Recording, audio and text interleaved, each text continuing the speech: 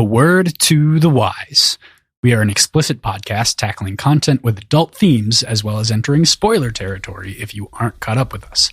That would be through part 1, so through chapter 19 of The Lost Metal, the 7th entry in the Mistborn. Is it 8 now because Secret History, its own book? It's a novella. Maybe? Doesn't really count. The second or the 7th novel in the Mistborn series and the 4th novel in the Mistborn Era 2 quadrilogy.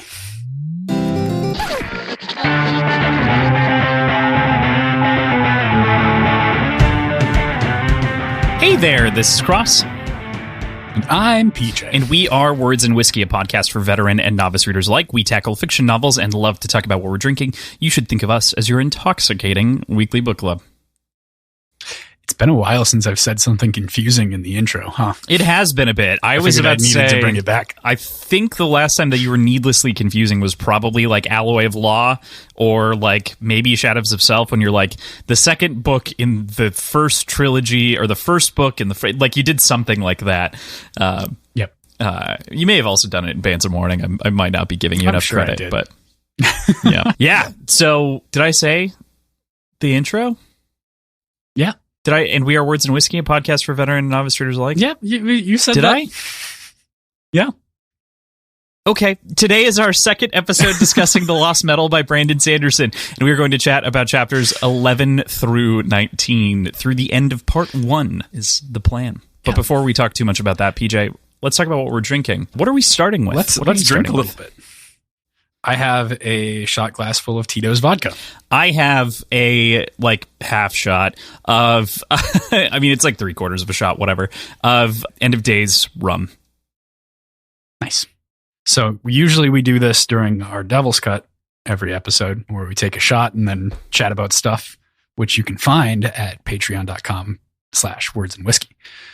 But we didn't record one before this episode. We're doing that later, because it's the Bacchanal Day for Pierce Brown in the Red Rising series.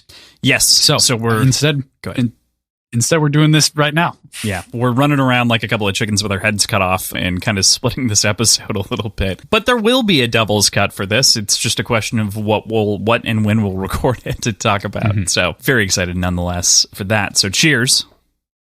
Cheers.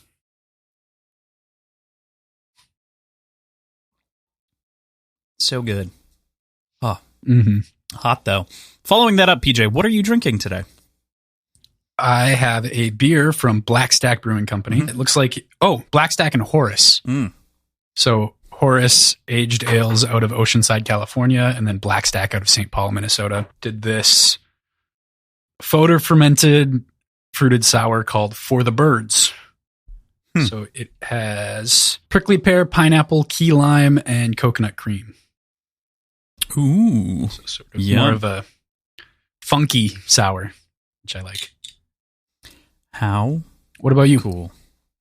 I am having an Edward Teach brew, one of the newer ones, because they rotate stuff and they do that. It's called Souls for Sale. It's a hazy IPA, 6.6%, and its description I love, so I'm just going to read it here because I think it's great.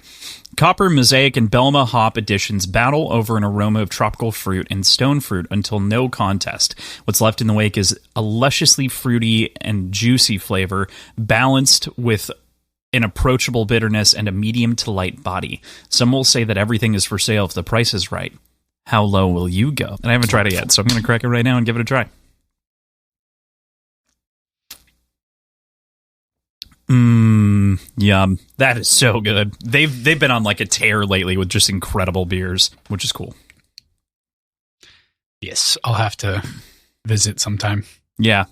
They're just great. To go there. They were, if you talk to a couple of our friends that had visited, they were a pretty good brewery when they visited. Like, they weren't one that we really put on the radar. They had like a good standard beer, and then they had a decent stout collection. I'm sure they had like a shift in production or a shift in ingredients or a new brewer or something along those lines, or just started to like dial it in, because it has been incredible over like the last year and a half or so. You can honestly probably trace my excitement with Edward Teach over the course of our podcast and how much better they've gotten. Yeah, I feel like you mainly started drinking it because of its association with Blackbeard. Yeah, right. I mean, it was just fun. And like the Teach's Peaches are good. It's a cool theme. Like, you know. Mm-hmm. Yeah. So cool. All right. Well, that's what we're drinking today. So before we get into the chapters themselves, PJ, how do you feel about this week's reading? This week's reading was very wholesome. There's a lot of good. There's also a lot of bad feelings. It's a feelings episode, I think. This is a feelings episode and like a setup. Like this is the most, to me, out of the 3 books, this is the most interesting choice for a part 1 of each of them. Like this is kind of off the wall versus where the other books go, for all intents and purposes. So I love it, though. I'm in. Yeah, fully in. By the end of this part was when I was like, all right, I'm in on this one, Brandon. This is when I was like, you did dial it up. You did punch up some things. I'm really excited. And again, this is like a week of mostly short chapters.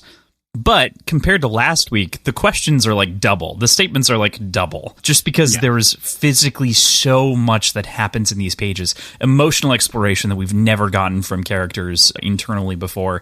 Some like relationship exploration from different perspectives that we haven't seen before. And on top of that, some conversations with God and science that are just excellent to explore. So we're going to have a whole lot to adventure into. Mm-hmm. So, with that, let's kick it off. We've got chapter 11 here that we start with, and Steris and Wax arrive back at the Ladrian mansion that we'd previously become accustomed to in the prior trilogy of novels, and we now find ourselves greeted by Alec, of whom has taken up residence in their absence.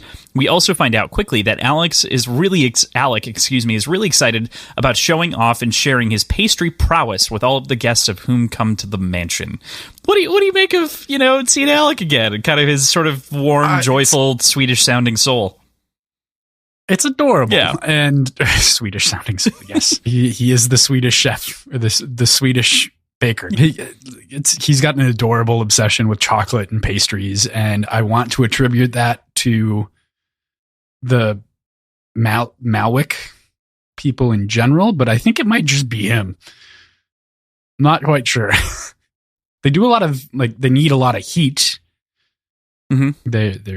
They're a cold people, so yeah.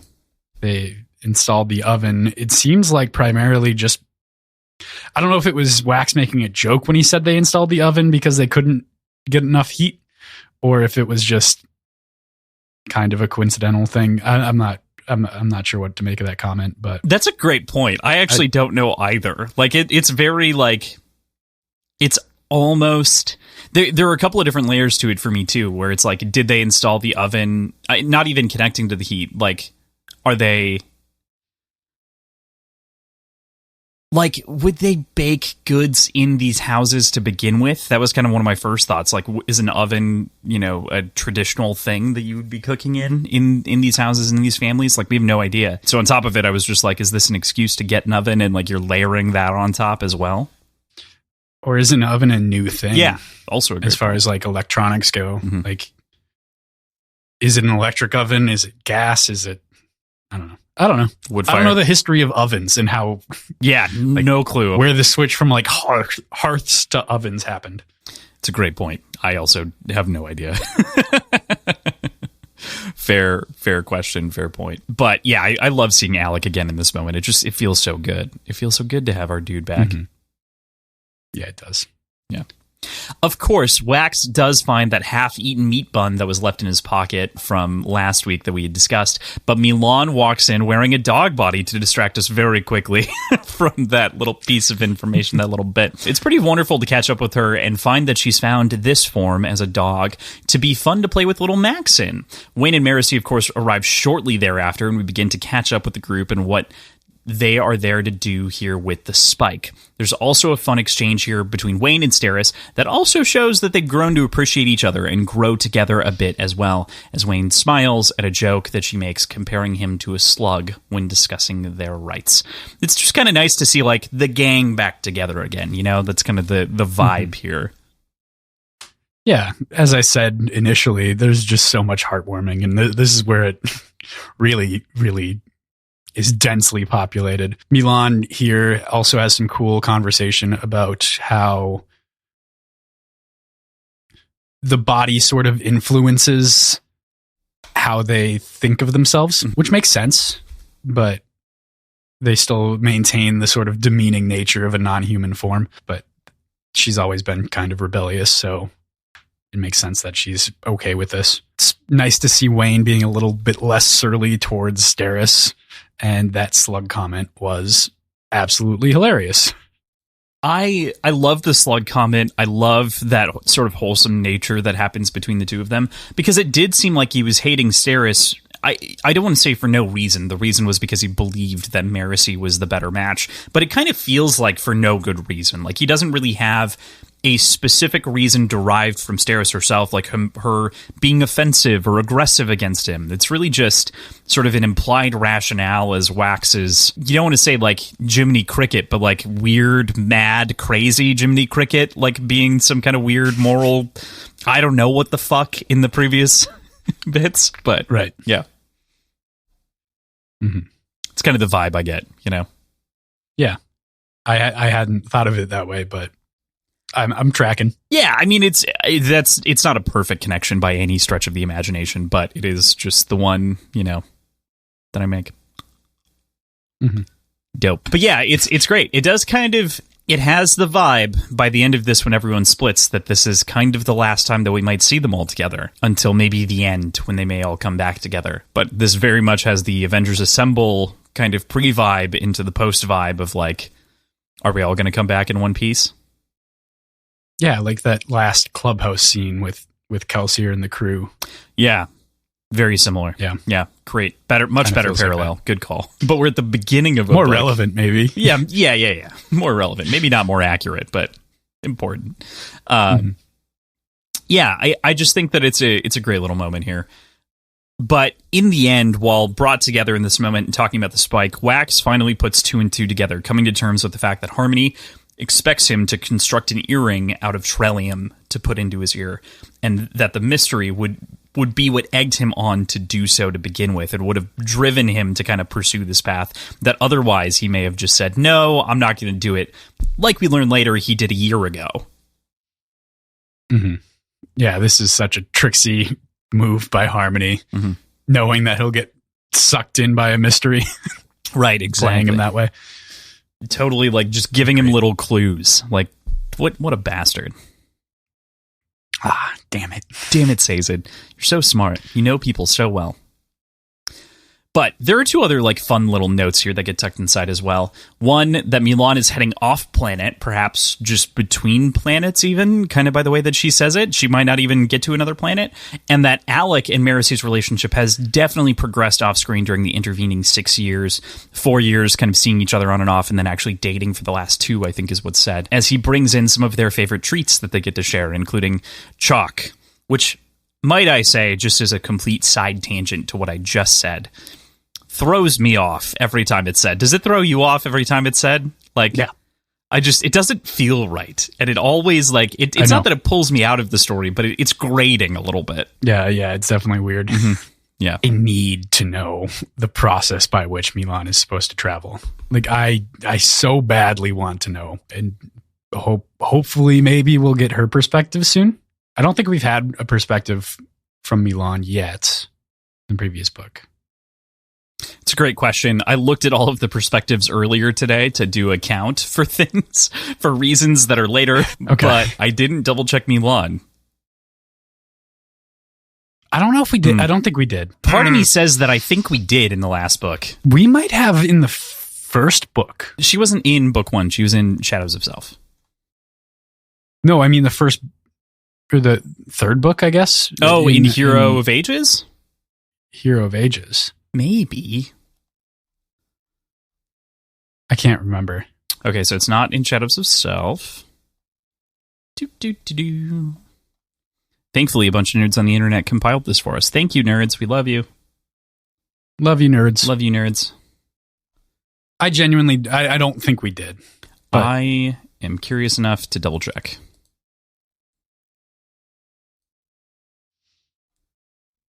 That's summary. I want statistics, you bastards. Where did you hide it?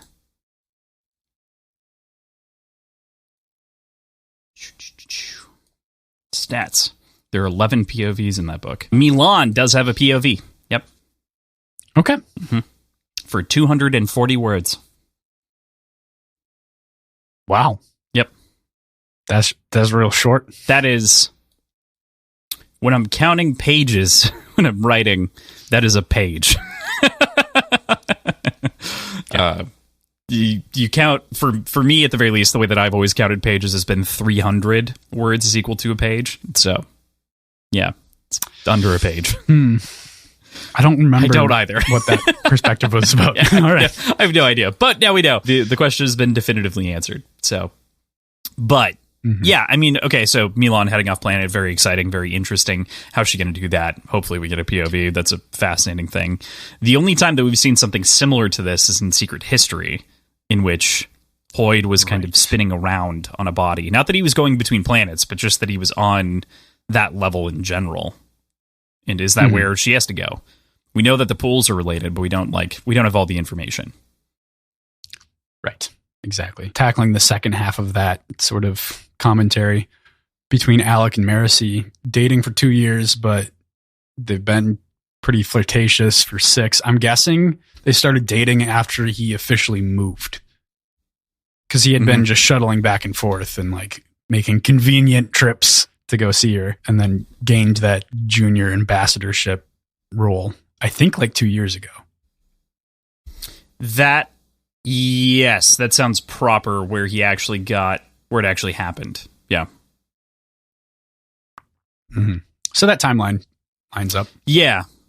And that comes into play much later. I want to say it's like chapter 16 or something like that, where we really begin to talk about like I think it's when they're reflecting on Admiral Dahl and the relationship there that comes in. Actually, I think that's 18. But yeah, we'll talk about that more in just a bit here. Sounds good. Yeah, I mean, their relationship in general and the progress there is great. But we end the chapter with Marcy and Steris reflecting on what the set's plan could possibly be, shipping things into the city, with Wax preparing to do science shit, and with Wayne and Milan heading off to have an important conversation. It felt important to me, for the record, to encompass and to make sure that we encompassed this week all of the science shit. Like, I was never going to break this up in 2 weeks, because I feel like it would have just been like way too much pressure and like what the fuck isms, you know, if it were like left unsolved. So I considered it briefly, but I was like, fair. Nah, makes sense. And I like that we ended apart. Right. It's also great that it's just two episodes for apart. Yeah. But nice little breakup of the group. And maybe forever.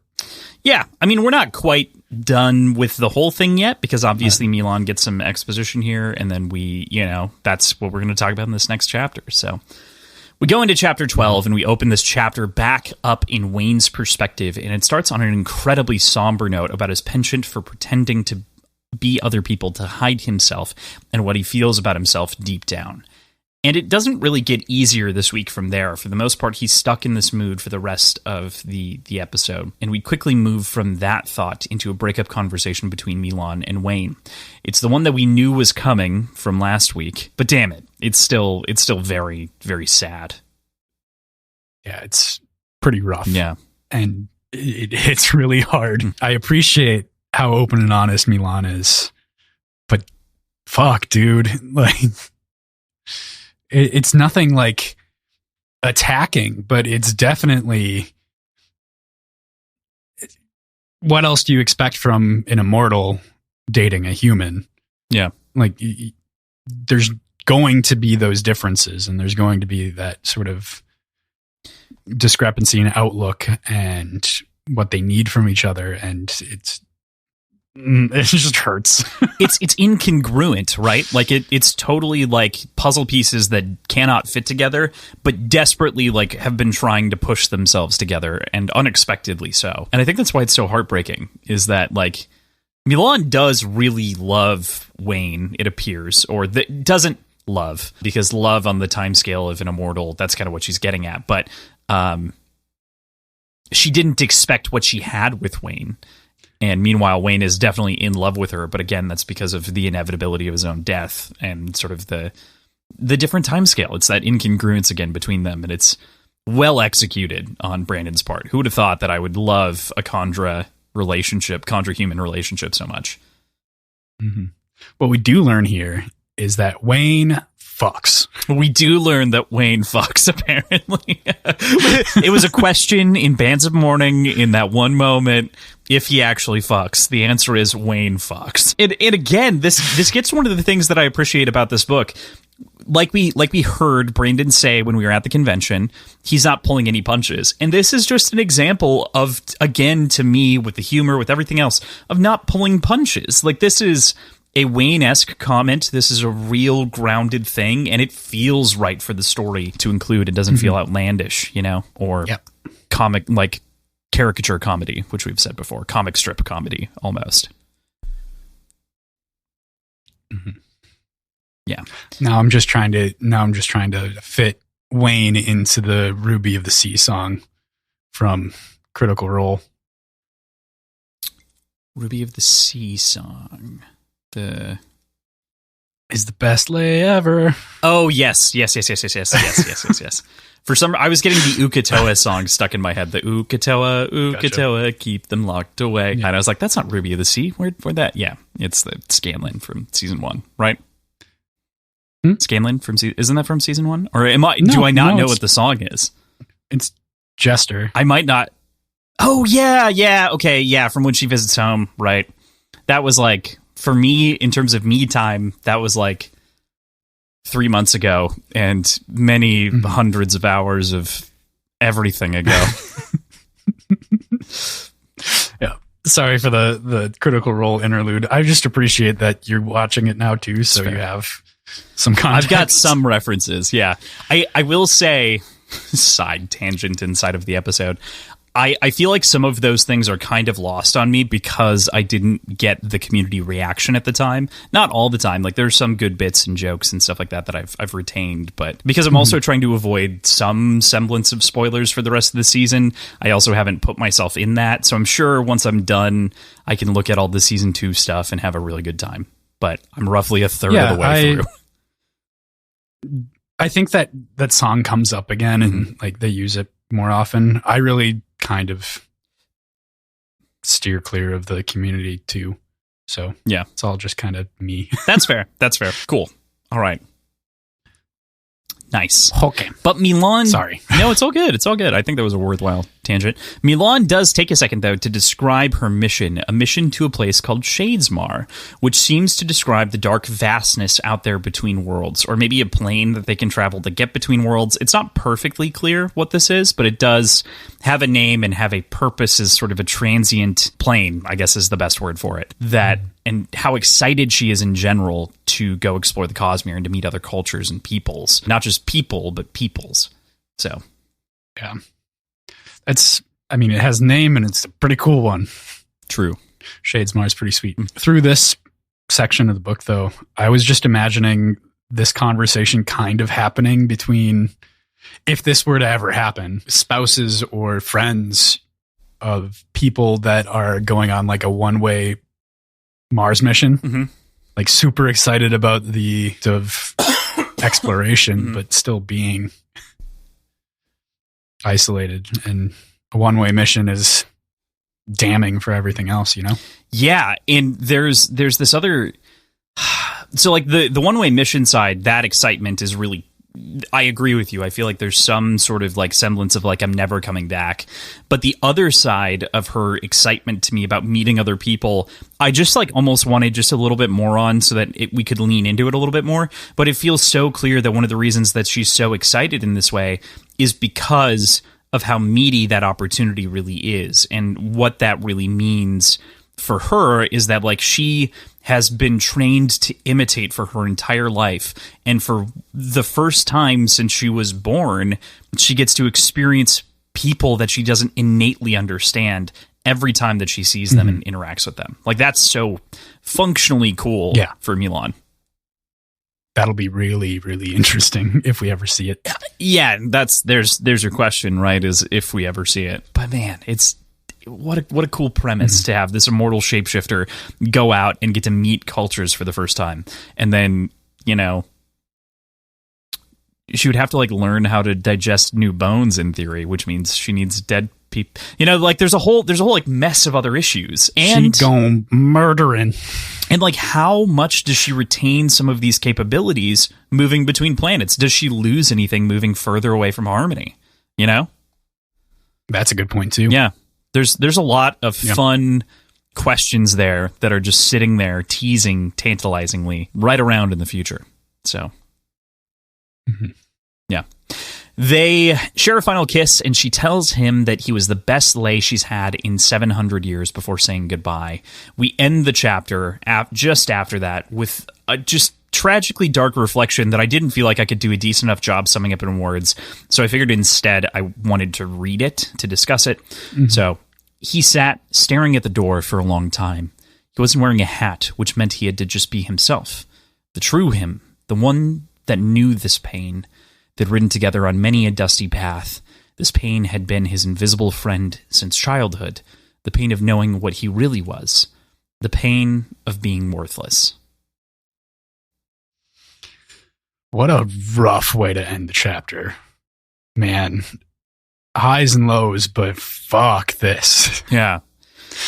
Yeah, this is a serious dose of depression rearing its head inside of the story. And we get, between this and the anxiety talk from Steris, we get a couple of different doses in the way that, like, these sort of temporary, these emotional setbacks really hit. And I think that, in particular, I want to focus on something and kind of ask you a question about it. But he says, this pain had been his invisible friend since childhood.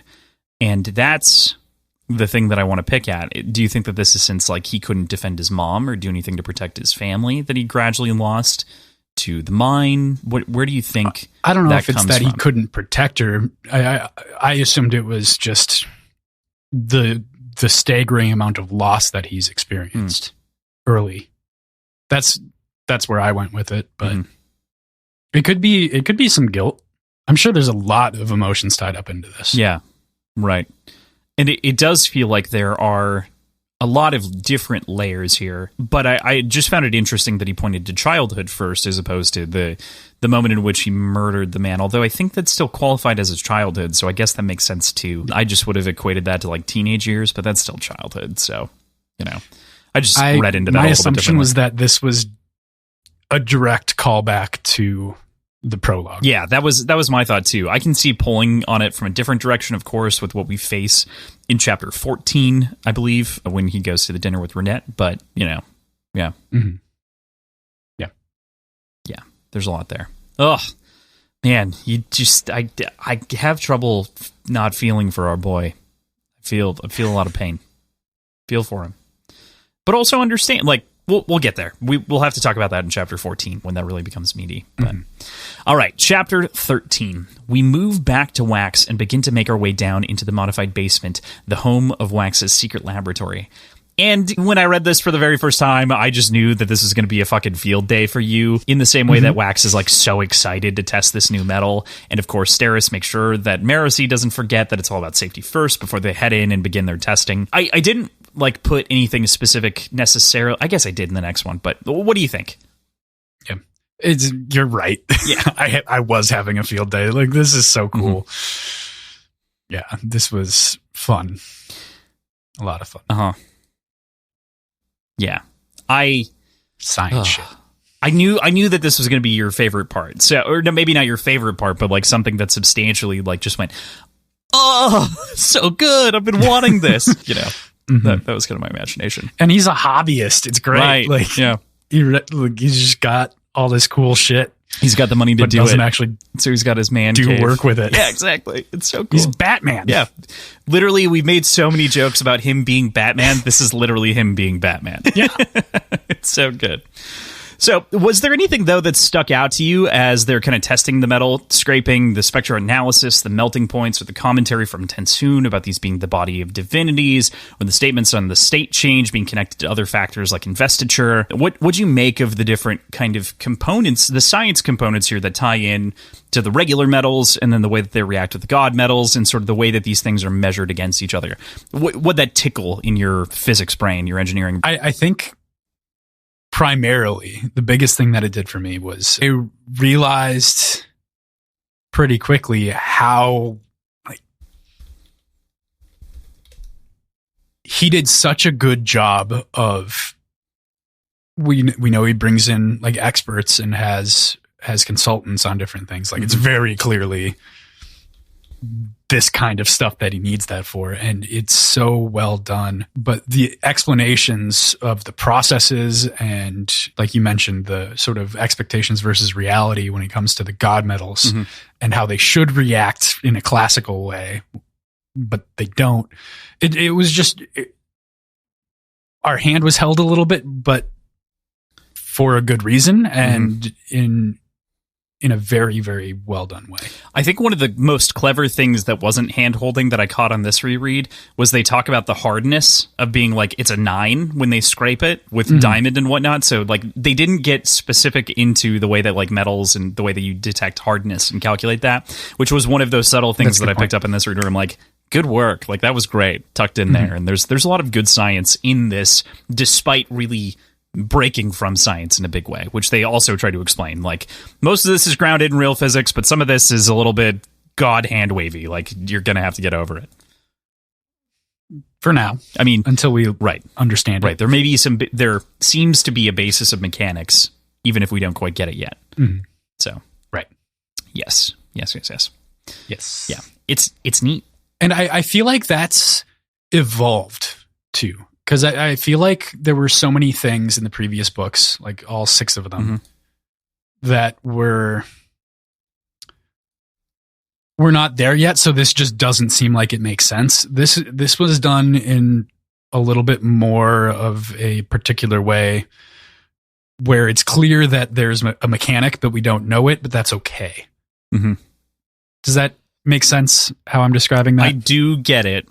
And I think that I would again boil this down to like the idea of the gloves coming off to some degree, because it no longer needs to like play backdrop or second fiddle is kind of what he's doing. He's like, I don't want to say necessarily that Brandon is realizing that his biggest strength is world building necessarily, but he is leaning into it a lot more in this book than previous. But on top of that, he's doing some of his best character work in all of Mistborn inside of these pages. So like, I'm of two minds of this book, which is that it is incredible world building exposed very well, and there's just some marvelous character work that was otherwise in Mistborn Era 2 glossed over to some degree. Like that was kind of the premise was going fast and like telling a quick story and giving you the high notes, and this one really digs in already, you know? So yeah. I mean, there are 70 chapters in this book, but so I think it's like 70. There are, I think, 9 epilogues. So I want to say it's like, what? I almost made the epilogues a whole week.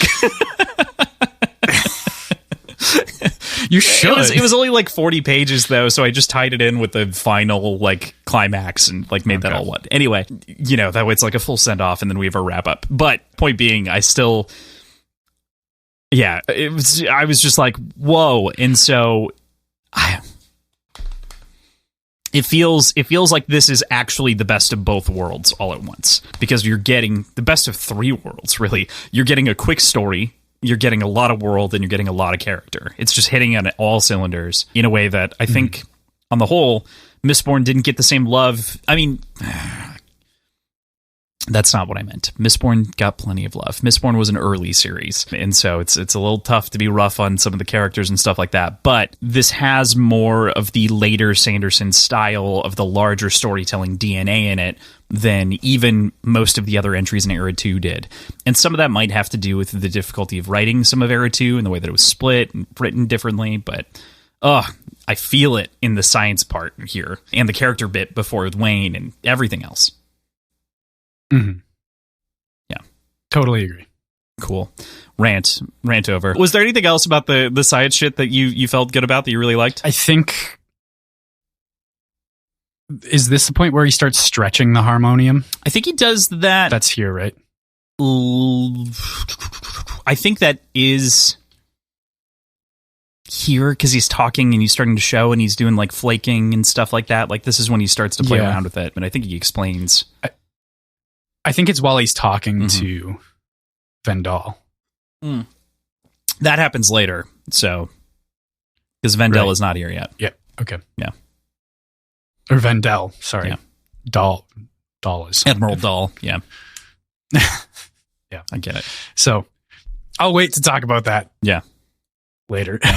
For me, it was the spectroanalysis and the way that, like, obviously burning these in light would produce different, ranges as you heat them up and whatnot. And the idea that all of the god metals burn beyond the visible spectrum, seemingly. They both hit that red spectrograph and they're gone, right?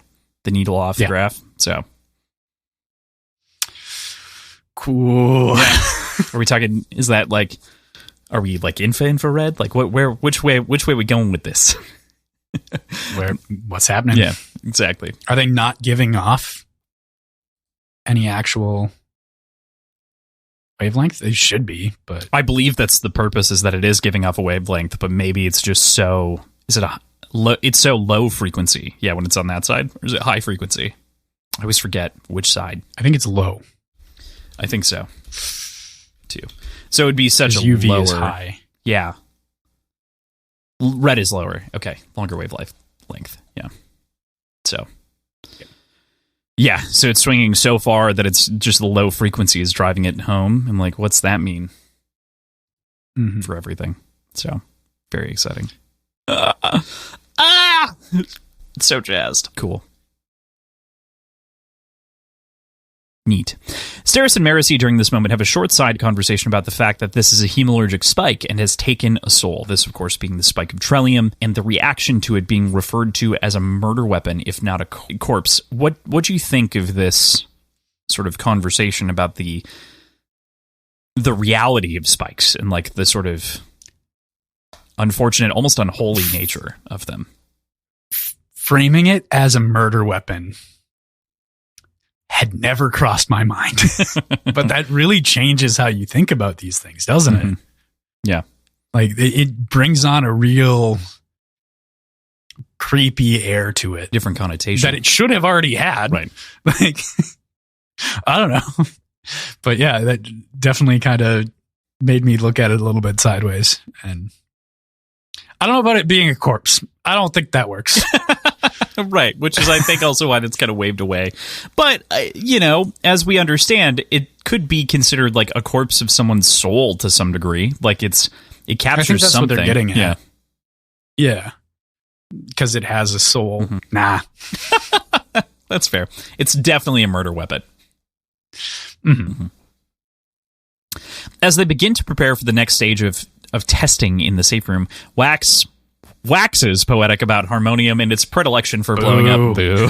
As if the metal itself is balanced on a razor's edge, and what from that experience and knowledge he can pull into the process here before Marasi begins to reflect on the experiments that Wax has been pulling here, attempting to recreate or replicate both of the lost metals by dividing harmonium in two again. PJ, the question here is, did you expect there to be potentially 3 lost metals? For the lost metal to mean all of them? No. But god damn it, do I want to see this succeed. I would love to have Wax as a Mistborn again. Yeah. Instead of just that like flash in the pan that we got in the Bands of Mourning. But yeah, they're all the lost metal. I don't know about 3. I think it's 2. I mean, 2 are definitely lost, but I think Trellium is like just new. The found metal. That's fair. Okay. All right. I'll give it to you. I mean, they've been trying to get it for a while, so, yeah. Fair enough. It's the lost metals, really. That makes sense. So this chapter ends as the Trillium spike begins to show signs of reacting to harmonium. Wow. Oh, no. Oh, no. We know this to be a basis of the importance that comes in chapters that are upcoming, but, at the very least, it's an interesting premise here to get really excited about. Cool. With that, we go into Chapter 14, PJ. Chapter 14 returns to Wayne as he ducks into the alley after having taken a couple shots of whiskey to right himself as he heads to a meeting, all the while referring to his day as a rusting funeral, which includes how nicely he dresses himself in his attire before rejoining the procession on the street, of which he describes most of the people that are walking as, I think he sees them as either terrorists or Koloss-blooded, and he picks that out in particular, which is interesting. But before he heads into the Drunken Spur to meet up with Jaxie and Renette. It's our first introduction to Jaxie. And kind of what'd you think of this situation of them meeting in the restaurant and this idea of this, Wayne actually having a friendship with Renette and sort of the reaction there to sort of that side of things? Oh, I was very confused my first read through on this regarding the funeral procession. Me too, actually. Why is it? What is going on here? Yeah, I kind of just tuned it out. I assumed it to be... I didn't tune it out, but I had convinced myself that it was him mourning the loss of Milan. For whatever reason. That's not the case. Cheers. There's drinking. Yes, we definitely have to drink. Cheers. And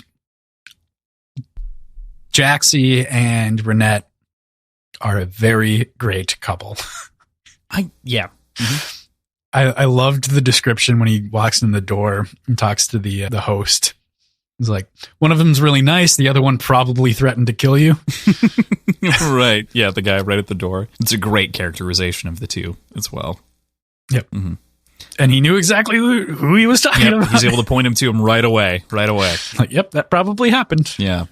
I also really appreciated, the whole side of the relationship where Wayne's been able to turn around what was otherwise a stalker, creepy, awful relationship and make it very real shows character growth again. My one gripe about some of the things that happen in part 1 in general is that in the time skip, we get a lot of work done without seeing the work. And while I really love the end result, I kind of wish we got to see that change manifest itself. We see what initiates the change when he decides that he's not going to creep on Renette anymore. But there are just a couple of different small things with different characters, not just with Wayne, that I wish that we could have started 3 years ago and then cut forward a little bit or, something like that. Yeah. That could have been cool. I think a part of it is just kind of Renette's disposition on it. We get a comment on it later, which I know we'll highlight, but she says something along the lines of, he's not as bad as I pretend he is. It's not that she was always repulsed by him, but they always kind of had that sort of frictional nature to the relationship, and it was in part just her personality too. Yeah. Not to that's not to diminish his absolute creepy stalkery nature. Right. Of course that's a problem, but it seems to have been a two-way street to some degree. Not as bad as she presented it to be. Right. Yeah.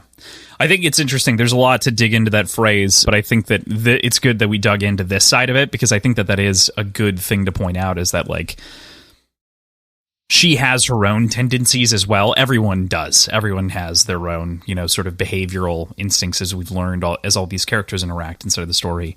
And she doesn't pin as much blame on him. And I think that's kind of a nice revelation to be it isn't completely his fault, but also there's more to that quote, but we'll get there. Yeah. There's one other note here that I wanted to tackle. Oh, duh. This is on page, I think, perhaps the most clear LGBTQ relationship inside of Brandon Sanderson's work. Not that they don't exist beforehand and not that they aren't hinted at otherwise, but this is the most textual one that's just very immediate and very omnipresent.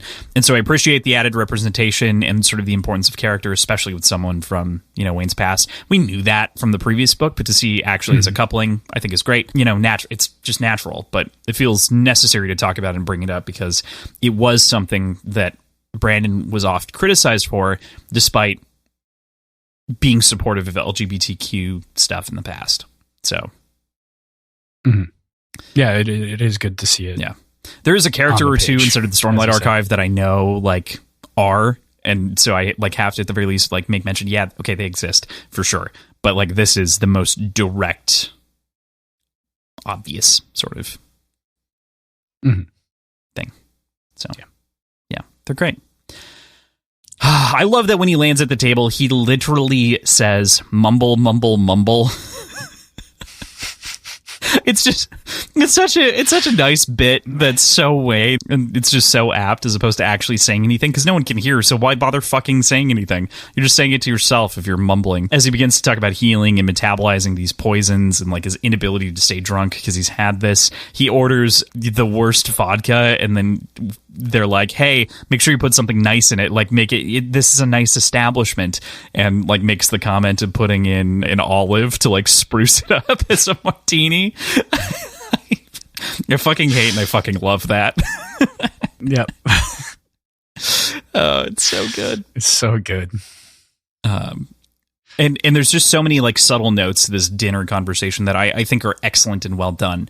But there's a big undercurrent that ends up wrapping up this whole thing. And it's this wonderful conversation that ends very poignantly talking about visiting Alriandre and the pain that he's putting her through by doing that, and how selfish that really all is, as well as this recollection of you will never be forgiven from each past handoff where he gives her the money. And this idea that he is just kind of whipping himself, and for whose sake is sort of the sort of message that Jaxie and Renette try to imprint. What do you think of this conversation here at the end about Wayne's sort of self-flagellation?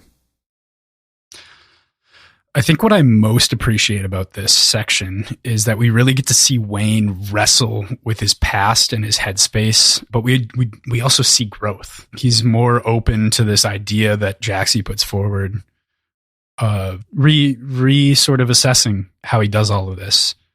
And I think previously he would have A, not talked about it, and B, I don't think he would have been open to considering not going in person and hearing some reason behind it. So Jaxie's this super sweet character, and I hope we get some more insight from her throughout the book. She seems to know what to say to get Wayne to listen. Yeah, she knows the buttons to push, and she always has. And I think that's kind of Jaxie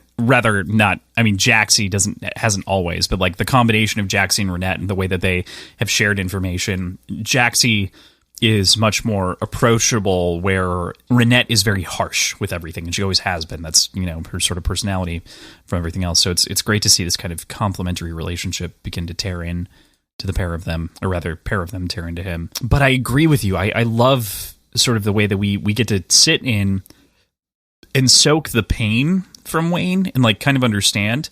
But I think it's also important to acknowledge Alriandre right in the moment, as he is kind of forced to acknowledge and kind of stare in the mirror and realize that this isn't about him, and it should have never been about him. It's about what he did, and as such is about what he did to her. Right. Yeah. I think we talked about this a little bit during the Shadows of Self wrap-up with Ben when we finally addressed it, but, I feel like it's necessary again to bring it up. For sure. Yeah. So, yeah, any other thoughts? Anything else on that? The dinner in general? I think that's about it. Is he wearing any hat during dinner? No, I don't think. No, he isn't. He specifically trades in his hat at the door. He's asked to take it off, and so he takes something from the doorman. I can't remember what he takes. The bell? A bell. Yes, he takes the fucking the bell that he rings 3 times to get his attention. And then does he ring it at the table to like to get the waitress to bring the vodka? Like yeah. Motherfucker. And it's not even their waiter. Yeah, right, it's a different one that shows up because they're probably like, what the fuck? Why does this guy have a bell?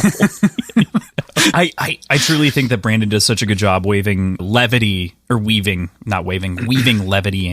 to these very dramatic scenes in a way before, again, like we've talked about, and I don't want to fixate on it again, where it felt like caricature previously. Like the levity, because it didn't feel interactive, didn't come off the same way.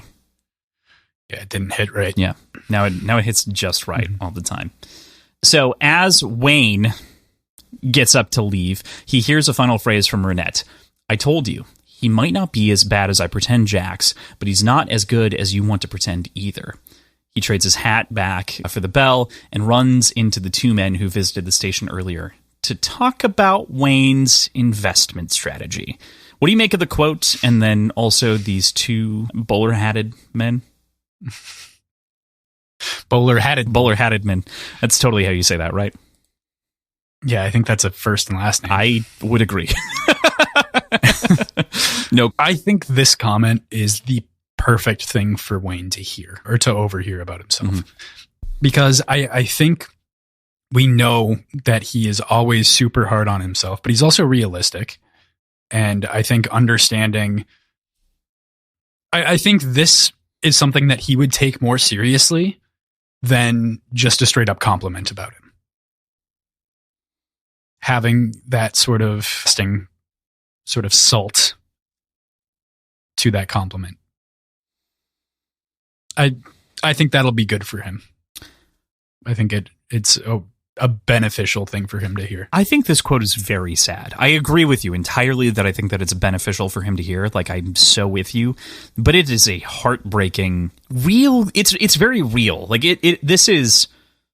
Mm-hmm. It is so fucking tangible. I don't know whether to attribute it to Brandon, to the change in editor with Gillian Redfern. It is so... God, it's just so good. And that line in particular just cuts me so deep out of everything that we talk about this week. Yeah, I don't know. That's the one that I fixated on the most, trying to think about and piece out, because it is something that in the end is very good for him. But can you imagine walking away from a table, like hearing the person, like he meets up for dinners once a month with these people, with the pair. And then on this one, when he's like being depressed about like losing his girlfriend and everything else, that's what he hears as he walks away. Like, that would sting so that fucking sucks. bad. It really sucks. Yeah. But bowler-hatted men. You're not going to let it go. I mean, they're fucking nerds, man. I mean, we aren't there yet. They're not quite nerds yet. You know what I mean? Okay, but yes, okay, yeah, okay. I agree with you. They are definitely nerds. I was so excited for them to start breaking fingers. And did you think that that's where it was going? Nope. I think I talked about that last week. You did, but that was the cliffhanger that I wanted to end on, because I was like, I want PJ to be stressed out about these bowler-hatted dudes that are not that big of a deal. Yep. I was ready for him to just, it's like, that's why the funeral thing made sense to me. Exiting this chapter, it's like, all right, he's just approaching his problem. He's set for the docks, yeah. Yep. Yep. We're going to see him swinging. Mm-hmm. or the bubbles stop, one or the other, be it in concrete shoes or, whatever, whichever way it goes. But shocking revelation when it's like, you're hysterically wealthy. I really enjoy that. It's so good. All right. So we go into chapter 15, and this is moving us back to the experiment, and the Trellium is moving as a result of Wax, not only like the proximity to the metals that we had learned previously, but also to Wax burning steel. The closer that they're pushed together during the experimentation, the more they want to force themselves apart like magnets between even the regular metals, including and as well as the harmonium. Ugh, excuse me. There's another note, though, tucked into all of the scientific experimentation, that of his sister's lost humanity in the pursuit of this long-forgotten and ancient god. And both of these things begin to show us the massive weight of this discovery before us. I am so intrigued by the fact that this reacts to allomancy. I'm not entirely surprised by it, but I want to figure out how it works. Yeah. Especially considering like the technology that the Malwish have and the use of et metal or harmonium being integral to that. But I love the lengths that Branderson goes to really parse out and explain everything that's happening here. It feels so good, dude. It's so tangible. I think that's the big thing for me, is like all of this feels very tangible and it's grounded, and it could have been, it could be like if I were explaining this to someone as like a person pitching them, if I was pitching you on this, being like, hey, it's science-driven fantasy with these crazy elements of like gods impacting physics, and like you can get into all of these very like deep complexities of the interaction of the systems. And I feel like for a lot of people who just go whoosh, you know what I mean? Like they would just be like, absolutely not. I don't want to touch that with a 10-foot pole. That sounds crazy. But instead he makes this otherwise almost a lecture-esque. Possibly complicated. Yeah. Well, yeah. I mean, he's explained a lot over time, so we've done a lot of groundwork to get us here. True. Like, let's not discount that. But he does basically take a physics lecture and turn it into prose to some degree, and it works really well. So I appreciate he does. That. Yeah. I mean, like, I do too. His own physics lecture, but, still. Mm-hmm. It's very grounded. Oh, yeah. Yeah. Like, none of it. All of this is very, very grounded. I think that this comes up later, but I think that there's even a mention of, I think it's when Vendel's talking, he says something about converting investiture to force, or like he says something very tangential to like, it's work. And it's when you burn metals, you're making the spirit realm and the investiture do the work. And that is so specific. Yeah. Like, that term is actually highly important to physics, in case you are unaware, and the physical reality of the world. So I loved that like little tuck in as well. And this is far later as well. I think this is probably in the same section that you're talking about. I think that's this chapter though, or if it's not this one, it's 17. It's either this one or 17. Okay, but the interaction between matter and energy. Mm-hmm. And how they're fundamentally the same. Yes. And then investiture just gets kind of tacked on top of that in this world. But like that's a pretty core real thing. So it's cool to see that just completely get blended in. Yeah. Yeah. I said 17, it's 18. But yes, entirely. Like it is so well grounded, and Realmatics makes so much fucking sense. Realmatic. It's still not clear exactly how that's pronounced. Is it realm as in relating to the realms? Is it realmatic? Is it real? Yeah.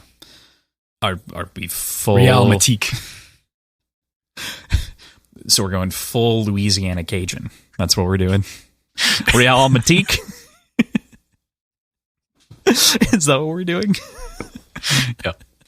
All right. Vendel arrives, of course, with news that he's here to help in Milan's stead, since she is ultimately out of the picture given what she has to complete for Harmony, and reveals some shocking news about some of the people in the Force, that they've actually been Kandra in disguise, since they were injured previously, or injured, they died, consumed by the Kandra. He also inquires about getting Alec's mask as well from him, which is just a fun thing that gets into this idea that Vendel is this collector of bones, which is kind of fucked up if you weren't a Kandra, but it's especially interesting with the masks. Yeah, before I continue, did you have any thoughts on that? I hadn't considered Kandra. Like, I hadn't considered the idea that Kandra would deal in clothing as well. But between this and when Milan was changing, or after she was changing and like putting on, like she had her like wardrobe of hair that she was dealing with, I think specifically in that scene. But it makes total sense that they would have to have pretty vast wardrobes in order to match the bodies that they're switching between. Though it feels like a lot of them don't really switch that often. Yeah, so maybe it's not necessarily a problem, but yeah. Right. Or maybe that it's... And Vendel specifically is like a historian and a collector. Like, that's the way that he's been framed to us, is he's sort of a gentleman and puffs his chest out and everything else, and is this very prim and proper, blonde-haired, I guess, Kandra. So, reminds me, as I imagine Vendel, and I know that you...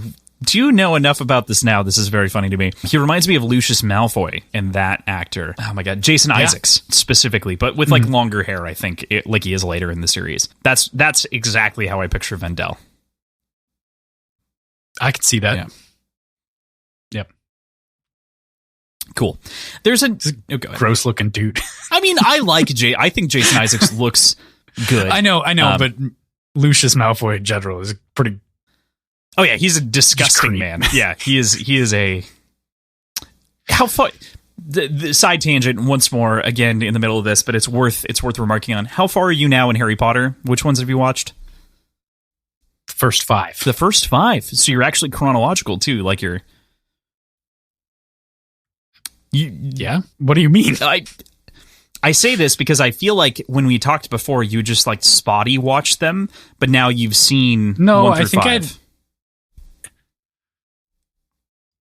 I feel like you had said that you'd seen 5, but you hadn't seen 4 or something like that.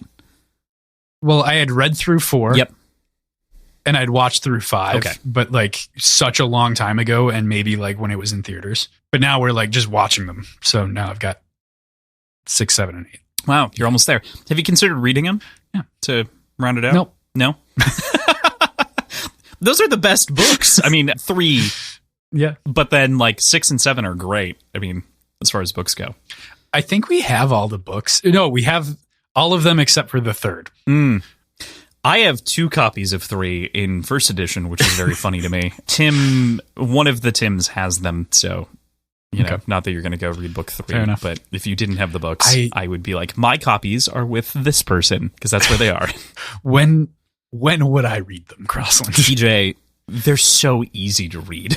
That's the thing. Okay, like, fair enough. They're easy to tear through, but that's its own thing. So yeah, not during the holiday season, not in the next like 2 months. I mean, we don't have like a day, we don't have a week until February where we aren't recording 2 episodes a week for the most part. Like, it's kind of insane. Yeah. Yeah. So, and some weeks 3. Speaking of Greenbone Saga, hey, here we come. hey. Time to start scheduling those out. Very fun. Okay. Midway. Cut around that a little bit. Cut.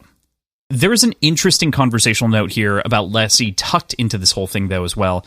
What do you think about Vendel's remarks about the previous spikes and Harmony's opinion on Trillium and Palm, and how the behaviors sometimes contradict the words? Meaning Harmony's words and behaviors sometimes contradict each other.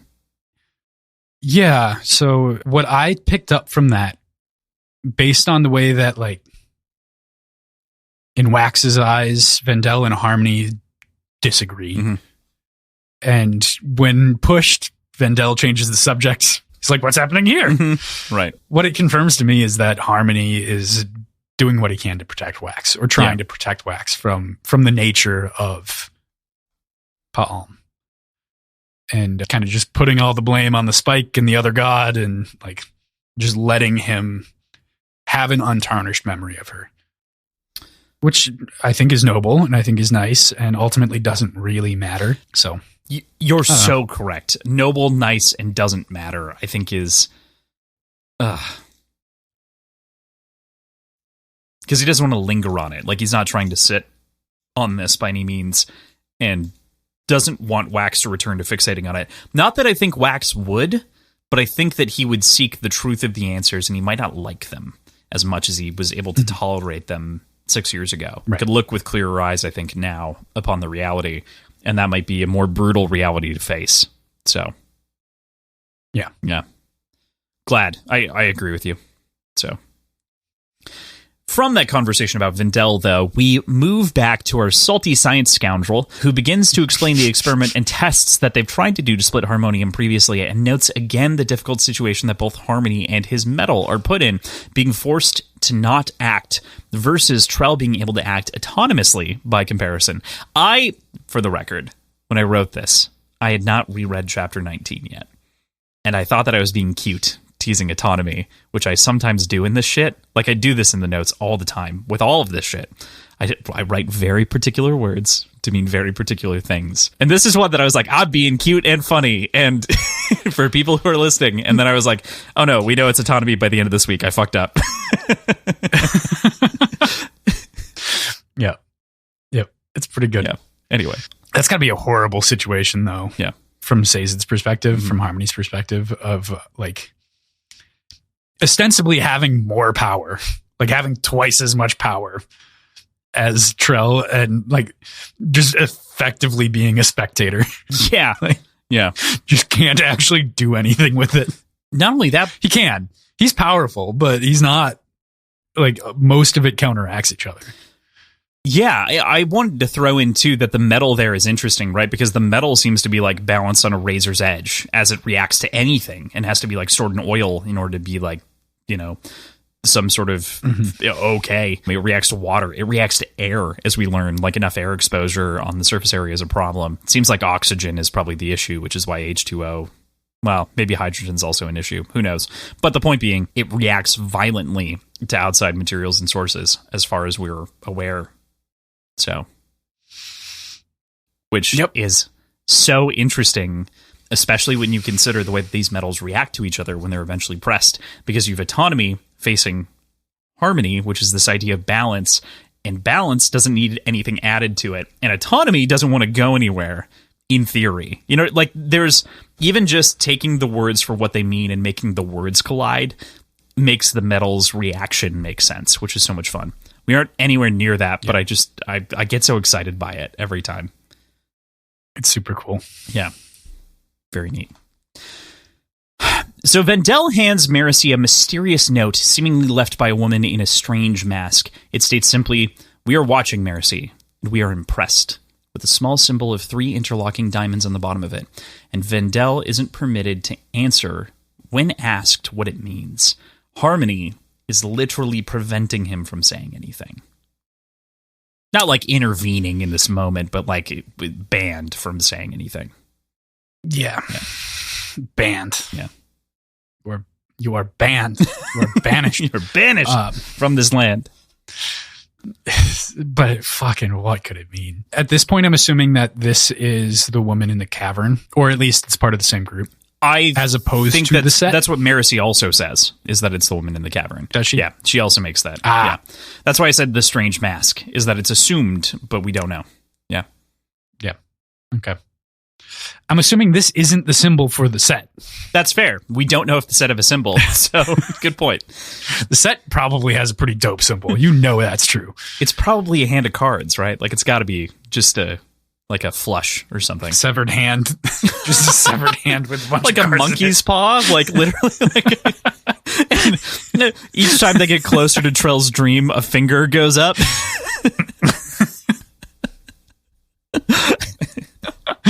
Yep. Yep, that's it. For sure it. It is a 3D symbol. I'm not saying that it articulates, but I'm saying they adjust the, like, if you're in the group. No. They have business cards that are just people's severed hands with decks of cards that they hand out to people like, welcome to the club. I'm imagining like the Penn and Teller like sketch equivalent of doing this, which would be like, okay, under your seats, everybody, like 5 people have a hand of cards. Oh, there's also a hand attached. Like, make sure that you discard the hand, not the cards, the hand. Like, there's a whole comedy bit there for sure. Yeah, that is absolutely a Penn and Teller bit. Yeah, right. Like I could totally see them doing that. I pictured that whole thing as you were unfolding it. I was like, yep, that is the pair of them for sure. Or handing out hands at the door. It's very funny. This again is a brilliant side tangent, so I'm not going to apologize again for side tangenting. Chuck Palahniuk doesn't like signing books, or for a couple of tours he was like, I don't want to necessarily sign people's books. So what he did is he bought a bunch of artificial limbs and signed them and personalized the limbs to people and gave them the limb. And so he was signing and shaking hands, but he was always shaking the limb hand. And so like that was the whole bit for the whole tour. Why? Because he's a crazy man. I love it. That's so fucking weird. It is, but it's very Chuck Palahniuk to do. Yeah, I just love that little bit. It's such a fun. That's fair. Fun ad to have prosthetic limbs delivered. He lost a box of prosthetic limbs somewhere along the tour too, and it was delivered in advance of him showing up or something like that to one of the signings, and the booksellers were super freaked out when they opened it. Like, why did we get a bunch of prosthetic arms in the mail? What is going on? Again, this gets back around to Vendel loving collecting bodies.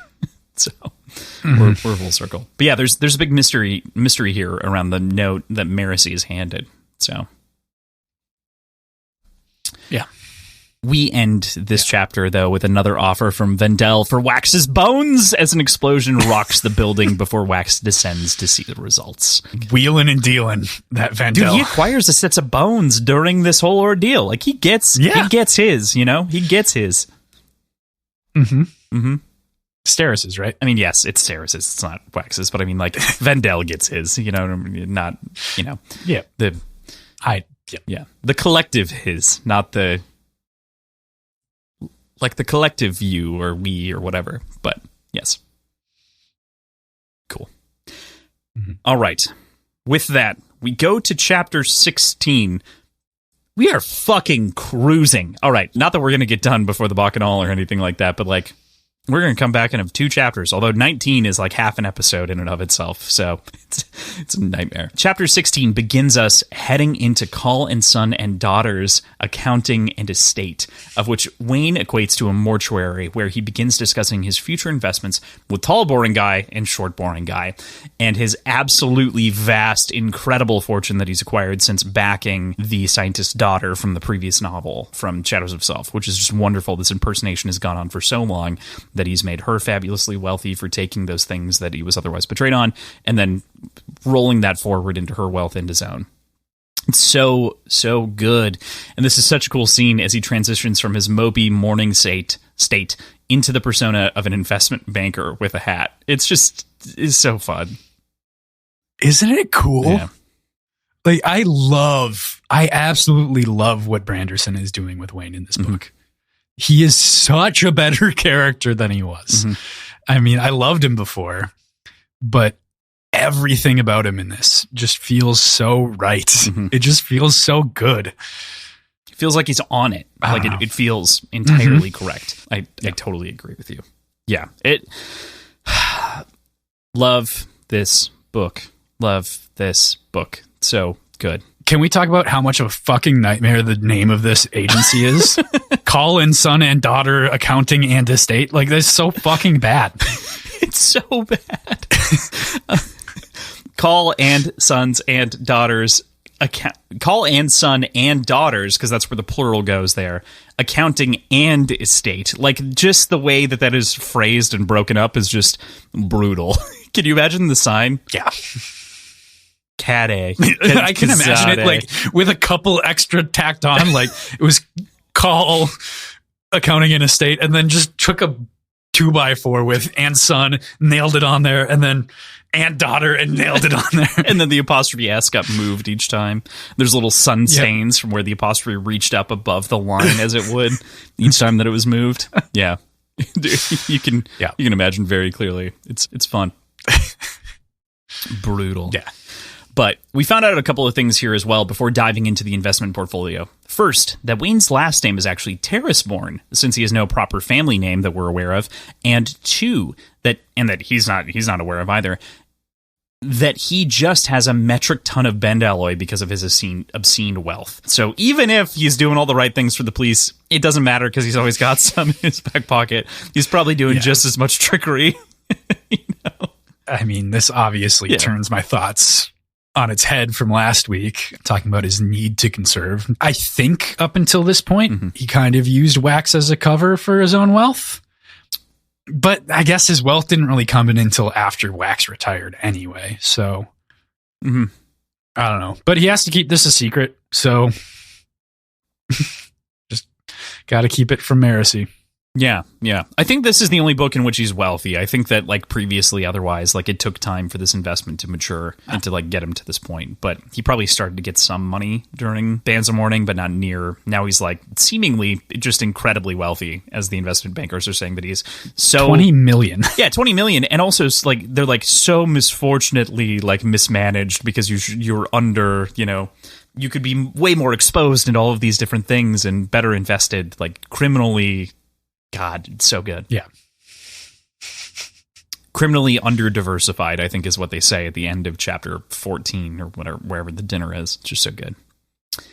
But getting into those specific investments of this chapter, we see that he's looking at beginning the first professional noseball league and a stadium to accompany it as well, to create a sense of unity and to give people a place to channel their this isn't like perfectly clear, but like anxiety, rage, anger, whatever you name it, to channel that emotion. And by the end of this, it seems as though it's also just a place to go drink. And that's supposed to be like another place in addition to a bar to go to like channel that anxiety. And I find it interesting that Wayne is suddenly becoming a part of like the societal containment complex to some degree. Like he's just making people very happy. I don't know. We also discovered that he's got a fleet of cars, as well as his money being used as a trick to get them into buying companies. Whenever he buys a car, he buys a percentage of the company because they want him to invest in other shit. It's just so funny how obscenely they react to his wealth. I know he talks about these as bad ideas, but they're so good. Yeah. Like he's intentionally trying to fuck up. He is trying to get them to help him throw away this money. Right. And like, it's damn impressive. Yeah. How he's just stumbling into great ideas. He's holding it all together. It's fun. Mm-hmm. Yeah. It's not even that he's stumbling. It's also that he's just he can put his mind in this mind space and like think it through. Like he has the capability and smarts. He just doesn't always wear that hat. He swaps them out. Right. The brilliant part of this was tying the two ideas together and saying, once we get the Noseball League established, after renaming it and adding some allomancy to the rule set, give this type of car to the professional players to help sell more cars to increase the profits. Fuck, dude. Investment banker Wayne is dead. Wayne. Is Brandon commenting on capitalism here? Is that the intent here to like have a big riff on like, oh man, you're dead inside if you're this kind of person? Like, mayhaps. It's funny to me too, because Brandon's mother was an accountant, and he always said that as opposed to being like a prose, fancy writer, he's a writer that has like a business head on his shoulders for the most part, and he's an accountant writer. And so it's actually cool to see that finally, because it always has felt like it's never been there, like wear those influences on your sleeve a little bit, write about what you know, right? And this is what feels very real and tangible in those moments. It's great. For sure. Yeah. But this chapter closes with Wayne acknowledging the pain that he causes Henriandra each month, and instead sets up the money to be dropped off instead of him inflicting that pain upon her in addition to himself and self-flagellating. And I think that this is an important moment of reflection and kind of acknowledgement of like, hey, I'm listening and I'm adapting, and my name is Wayne, and I'm not just going to do the same things and be set in the same patterns as I was in the past. I've learned how to change. But because this is a Wayne point of view, Brandon also has to weave in some comedy. Yes. Naturally. And the boring guys just assume that this is his mistress and bastard. Yeah. That he's like paying off, basically. Right. He's like, don't worry, we have many clients that have this problem. We'll treat it with discretion. Yeah. And he's like, and Wayne just doesn't understand. Right. He's like, many people murder people and have to pay their kids or choose to pay the kids. Yeah. That's a fair point. I totally missed that in the interpretation here, but you're 100% right. And it's such a great moment of levity weaved inside, again, that sort of dark undertone moment. And again, the world feels like it's bloomed in a fun way in this one with these characters and some of the other side characters that I don't think we otherwise got all the time. That's sort of like the bank guy from that one scene in the last book, Yeah. Yeah. Yeah, pretty much. Feels tangible. Feels good. All right. So we're back with Chapter 17, and we move to Steris's perspective, and we finally get an acute sense of anxiety. Even in the previous two books where we had our singular perspectives on what Steris had felt like, the picture didn't feel nearly as complete as it does here, as we begin to understand how she's grown from inside of her own perspective and how she reacts from the explosion and sort of the surrounding circumstances. Of course, even for this, she is prepared as she begins to hand out masks before they walk into the lab so that they don't breathe any crazy toxic fumes. Yeah, this was a happy and welcome surprise, and I also appreciated that commentary on anxiety. You're right, this is much more founded here than it was in the previous book. Cross just flashed me. I'm not sure why. I have to take off the sweater. It's so fucking hot. My headphones. How do you think... Oh, now you got your headphones on. Okay. How do you think Steris would have done in COVID times? I think she would have done well. I mean, I think she would have been like the prepared one all the time. Yeah. Yeah. How many masks do you think she carries with her? Every day? I don't try to bring in too many outside people into talking about the show. I know that I've done that a couple of times today, variously. But, I didn't know what to do when COVID started, and the first person who acted was my mom, who ordered me a set of masks. Like, she was the first one that was on top of it, and which is crazy. Yeah. But to that point, like, when you are that kind of person who's anxious and who's always like looking out for other people, and is just the person who's very on top of things that way. I think that she would have been incredibly prepared. I think that she likely has an emergency disease survival kit ready to go in one of the rooms in both the mansion and the penthouse in Ulstrom Tower. Probably. I'd be shocked if she didn't. Yeah. Yep. I think I agree. Yeah. But I love the description of anxiety here. I think that's what really gets me in this, is like that description of like, woe to be a normal person without anxiety. Like, I cannot believe that other people have to go through life without thinking about these things and considering all of these different components. That is such a lovely presentation of anxiety, and just goes to show how good Brandon is at research, because again, he's like, I don't really have most of these mental health issues. Matter of fact, I'm mostly good, which means that I have to do a ton of research with real people to like make these feel grounded and real. And that is one that is so real. Yeah. Yeah, I agree. Yeah. I love the reflection on the blown up lab and what they'll need to do to replace everything inside. All the acids, all the tools, and then suddenly like thinking about it, and it's like probably new walls, the ventilation system's fucked, like everything. It's just like great notes across the board on what needs to happen here. There's a great little bit in the middle of a massive explosion that set back all of the future experimentation that they could possibly be doing in a hardcore way. And of course, there's also Wax's reaction to the experiment itself, saying how crazy it is that so little caused so much damage as these metals reacted to each other.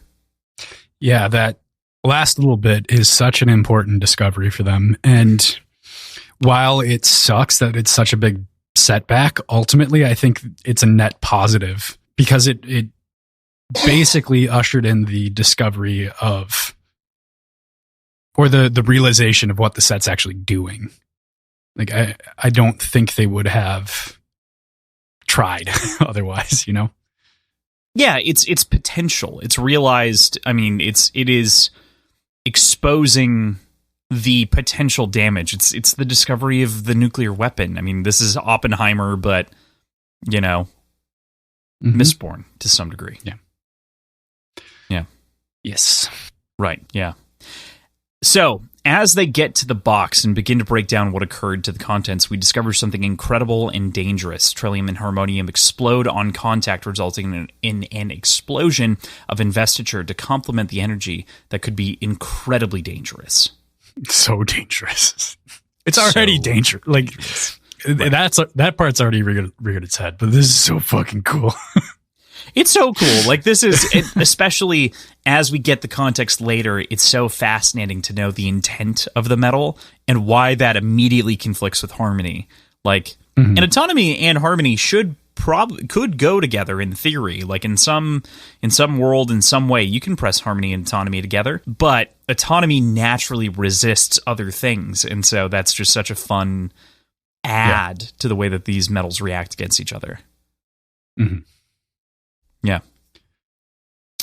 And then on top of that, the science of the metals actually work. Like, it's so fun to have the gods' bodies basically be naturally fighting and repelling each other because of their intent, and then to see that manifested in a physical form through real matics and whatnot. Just so good. Steris, though, is after Wax is again propositioned to sell his body by Vendel over a brief period. Steris actually offers and responds and decides that she's willing to sell her body. Why not? And it's interesting because her instincts, I think, on this are actually correct. As strange as that is to say, like, my body doesn't mean anything. Give me the money now, and I'll make a bigger impact with the money now than I would with my body when I'm dead. Right. And I just think that's great. I think there's also sort of, she doesn't bring it up so much, but it becomes, it tasks Vendel with kind of protecting Steris going forward in whatever way that he can to protect his investment. You know? Yeah. I mean, it's kind of a weird way to look at it, but it is a weird way to look at it, but at the same time, it's smart. I mean, that is very interesting to look at it as protecting his investment. Interesting. I'd never considered that, where it's like acting on behalf. Like, it's at a certain point, and I know that Vendel is likely not condescending enough to do this, but you can imagine a Khandra stretching into like a dehumanizing territory and like treating people to some degree over a long period of time like cattle, although never treating them like that to their face, because you're gradually just taking their bodies when they're done or paying them for them. Oh, that's so... Man, a lot of the series is so fun in concept of like playing around with the ideas. There's a lot of really weird morality things to it too that don't really go addressed a lot of the time, but no, but it's fun that she agrees, because that makes for a really interesting like, so in the family crypt, when you're both dead, there's going to be just Wax's bones. Okay. Wax will break down. He'll sell his body. Probably. He'll just be like, whatever. All right. Max is going to like go and see the headstone, and that'll be fine. Yeah. No need to worry about that. But Vendel also breaks down something that we had chatted about earlier, the different like layers or levels of energy in the work and everything that we discussed before, broken into these three essences that are kind of the backbone of the Cosmere in a big way. The physical, which is composed of axi, the very smallest components. The way that I think about this is quarks. It seems to be the closest equivalent as, kind of imagined, maybe string. This feels like a good way to skate around science not being sure what is the smallest form to me. It's a smart way of like skating around it to say like, oh, axi could just be whatever the solution to the smallest physical matter is. Cool. Done. Perfect. There's energy, which is composed of mostly normal things as you and I might understand them so far. It seems to potentially have, like the electricity, and there are other components that they're talking about, the way that things physically move and charge. And then there's investiture, of which we know to be the essence of the gods, of which it pulls from the spiritual realm. But these three things are fundamentally the same as he begins to expose us to a lot of the specifics on their functionality. Was there anything here beyond what we talked about before that rattled your brain in particular? The axi thing I thought was cool. I found it interesting to feel the need to create another term for it, but your explanation of that makes a ton of sense. And I really wonder how well founded and how well built this is in Brandon's mind to begin with. Or if this is just kind of that's as far as we're going to go into quantum mechanics and physics and things. Yeah, that is the question, right? And like there's this ongoing sense, and I assume it'll all work, so I'm not like a hater or anything like that, but there's this ongoing sense that it's all been constructed from the beginning, and I think that we can give Brandon a ton of credit for having very grounded ideas for where this is all going to go. But a lot of these details have to be fact-checked by other people and like make sure that it all lines up. And he's got an entire squad of people making sure that he doesn't break lines in the magic systems across the worlds. So the Cosmere is much bigger than one person, I think is kind of what I'm trying to get to. And at this point, I don't believe that it's fallible, but I also simultaneously have trouble putting singular credit outside of like a larger story by or system created, like based on by credit for a lot of what Brandon's done, if that makes sense, because so much of it is double checked and worked on across such a large basis of people. If I compare this, and I think you'll agree, if I compare this to like Elvish language, who worked on Elvish except for Tolkien, Right. And all of the other like that's my thing is And that's okay. That's modern storytelling. I mean, almost every modern giant franchise is many cooks in the kitchen that make a thing turn. And so that's fine. I don't have any issue with it, but I'm having more trouble crediting singular genius. Mm-hmm. Yeah, totally. For pre-planning. But like the writing is his. So like I'm not, I guess I'm not so much talking about pre-planning. I'm talking about, does this go deeper in this book? Or are we just kind of exposed to like a taste of... Yeah, mine was larger things. Universe. You're right. Great cue. Especially as it applies to the book, there is that question there. We do get a little bit more later. I mean, from Harmony, kind of, about some spiritual realm-ish aspects, but not the environs that like compose Axie, for instance. Like we don't... Right. We don't have more of that so far. So... Mm-hmm. Pull no punches. Show us behind the curtain, wizard. That said, again, I just want to clarify for people listening to this, I love Brandon's work here. I think that this is his secret sauce and that he's doing it really well and that he likely had a lot of those ideas. But I think that it is difficult to attribute singular genius to this. But singular skill in execution is 100% Brandon. No question. Mm-hmm. Yeah. So... They begin to explore the possibility, the group here, that the set might be aware of this potential, as you'd mentioned earlier, turning this into the bomb that we're discussing for most of Chapter 19 from Steris and Wax's perspective. And Marasi is going to be set on the case, going to go investigate this in Bilming. But before this happens, Steris and Marasi share a quiet moment between each other about the world changing and their places in it. The conversation is interrupted as Wax blows himself up again. Classic, including his mask in the moment, trying to collect the harmonium for future use, which caused the explosion, likely when exposed to air or any of the other chemicals that could be in the box or anything in the room, before they head up for tea to talk all of this over. Yeah, I mean, it explodes. There's going to be particles and shit everywhere. Like, it could be any number of things. Speaking of, I know we talked about it needing to be stored in oil, so it does, because it reacts with water. I'd be curious how it reacts to distilled water. If it's just like the minerality and like the suspended like metals found in tap water causing the interaction, or if there's actual kind of interaction between hydrogen or oxygen. That would make sense too. So we'll see. It's a good question. We just really don't. Yeah. Mm-hmm. But I do really love Marasi and Steris' conversations here. Their relationship is definitely budding a lot more. They were pretty cold. Not necessarily cold to one another, but not close. And they're getting closer, and it's cool to see.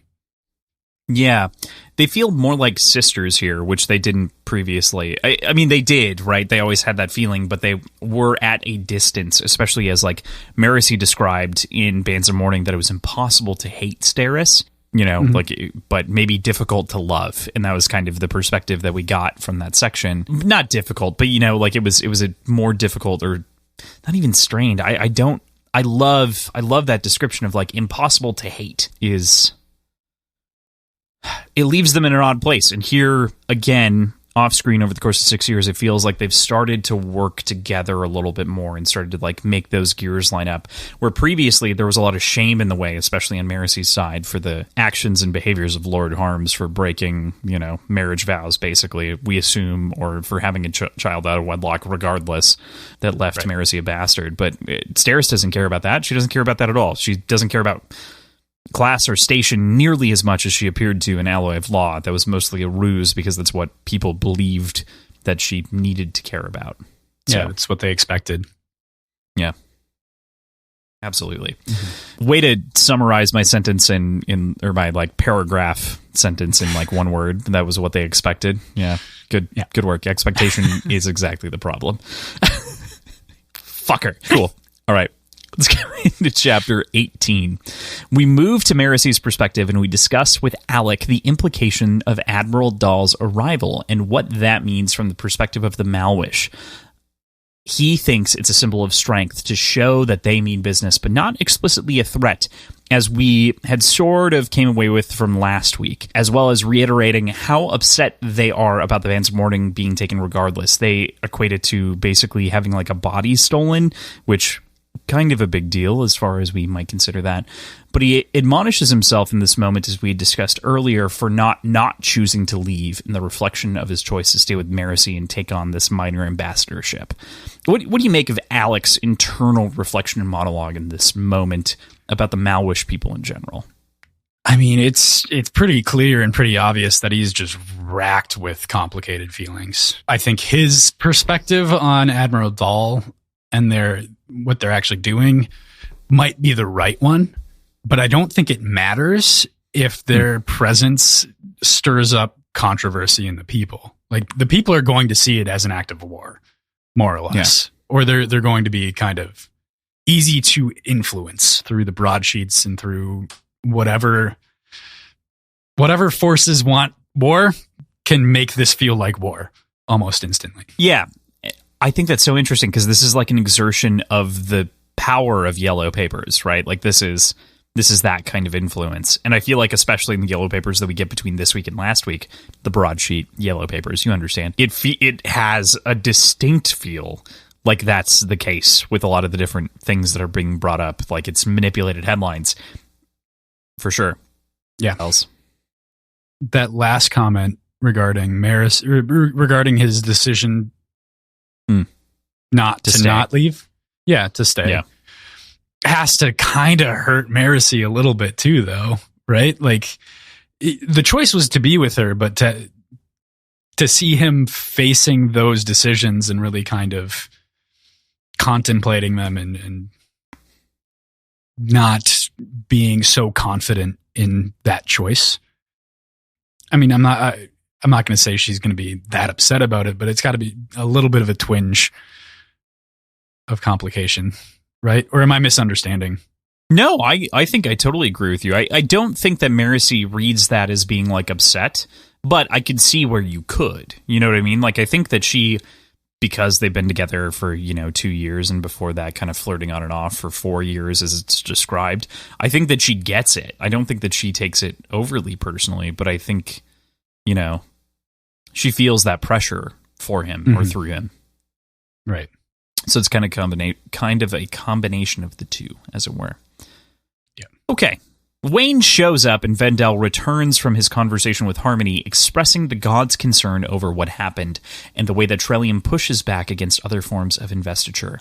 He also relays that Harmony is frightened in this moment. A god terrified. Two gods, I mean, if you really think about it.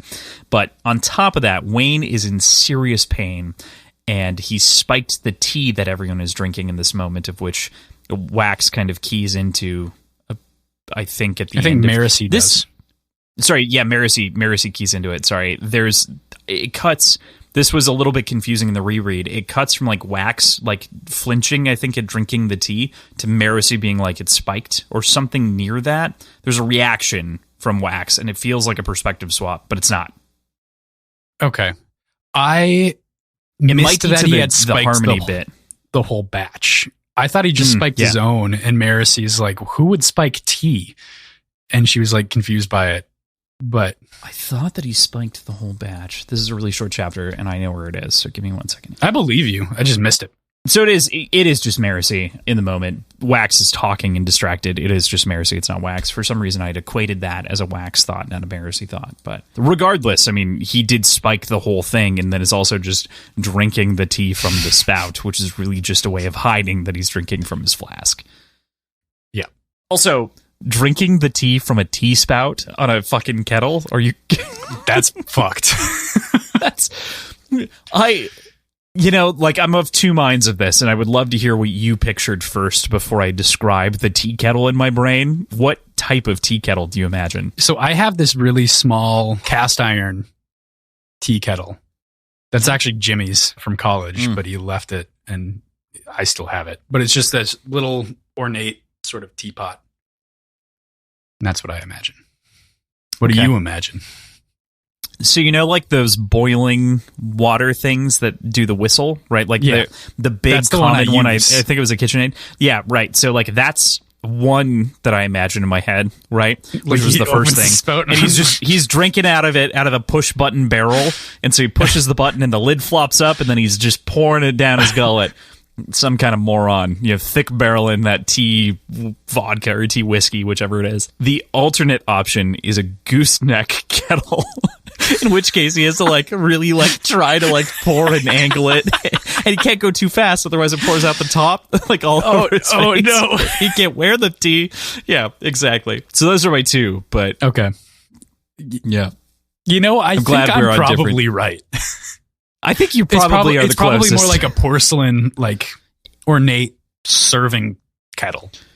You're totally right. But my brain went the other directions. Both of those aren't tea kettles proper. Those are hot water pouring instruments generally. There are some gooseneck tea kettles, so not going to count that out. But I think you're much more correct. Also, how fun is it that they're drinking tea? And I think the last time that they were drinking tea was in Alloy of Law when the bomb went off. So it's fun that we're kind of full circle in the bomb tea moment. Yeah. Being that the bomb went off beforehand and they're having tea this time. Mm-hmm. But we also get drinking through Wayne. We do get drinking because of Wayne, you bastard. PJ, because we took that brief break that people may or may not know of, what are you drinking right now? If you I have just a little splash of Larceny bourbon. I think it's one of the best, cheaper bourbons. It's $25, $24, something like that. And it hits well above its class. Yeah. It's what Bullet was 5 years ago, if that makes sense. Because I think exactly. Bullet was a lot cheaper back when we were drinking it and just buying whiskey and not really knowing what the hell we were doing. Because I swear to God, it was a $22 bottle, and Larceny is entirely in that class and definitely outpunches its weight. Yeah, it's great. Yeah. Are you drinking the same thing?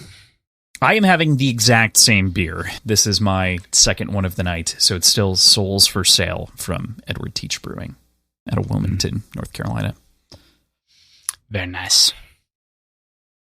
So, is there a new Our Flag Means Death?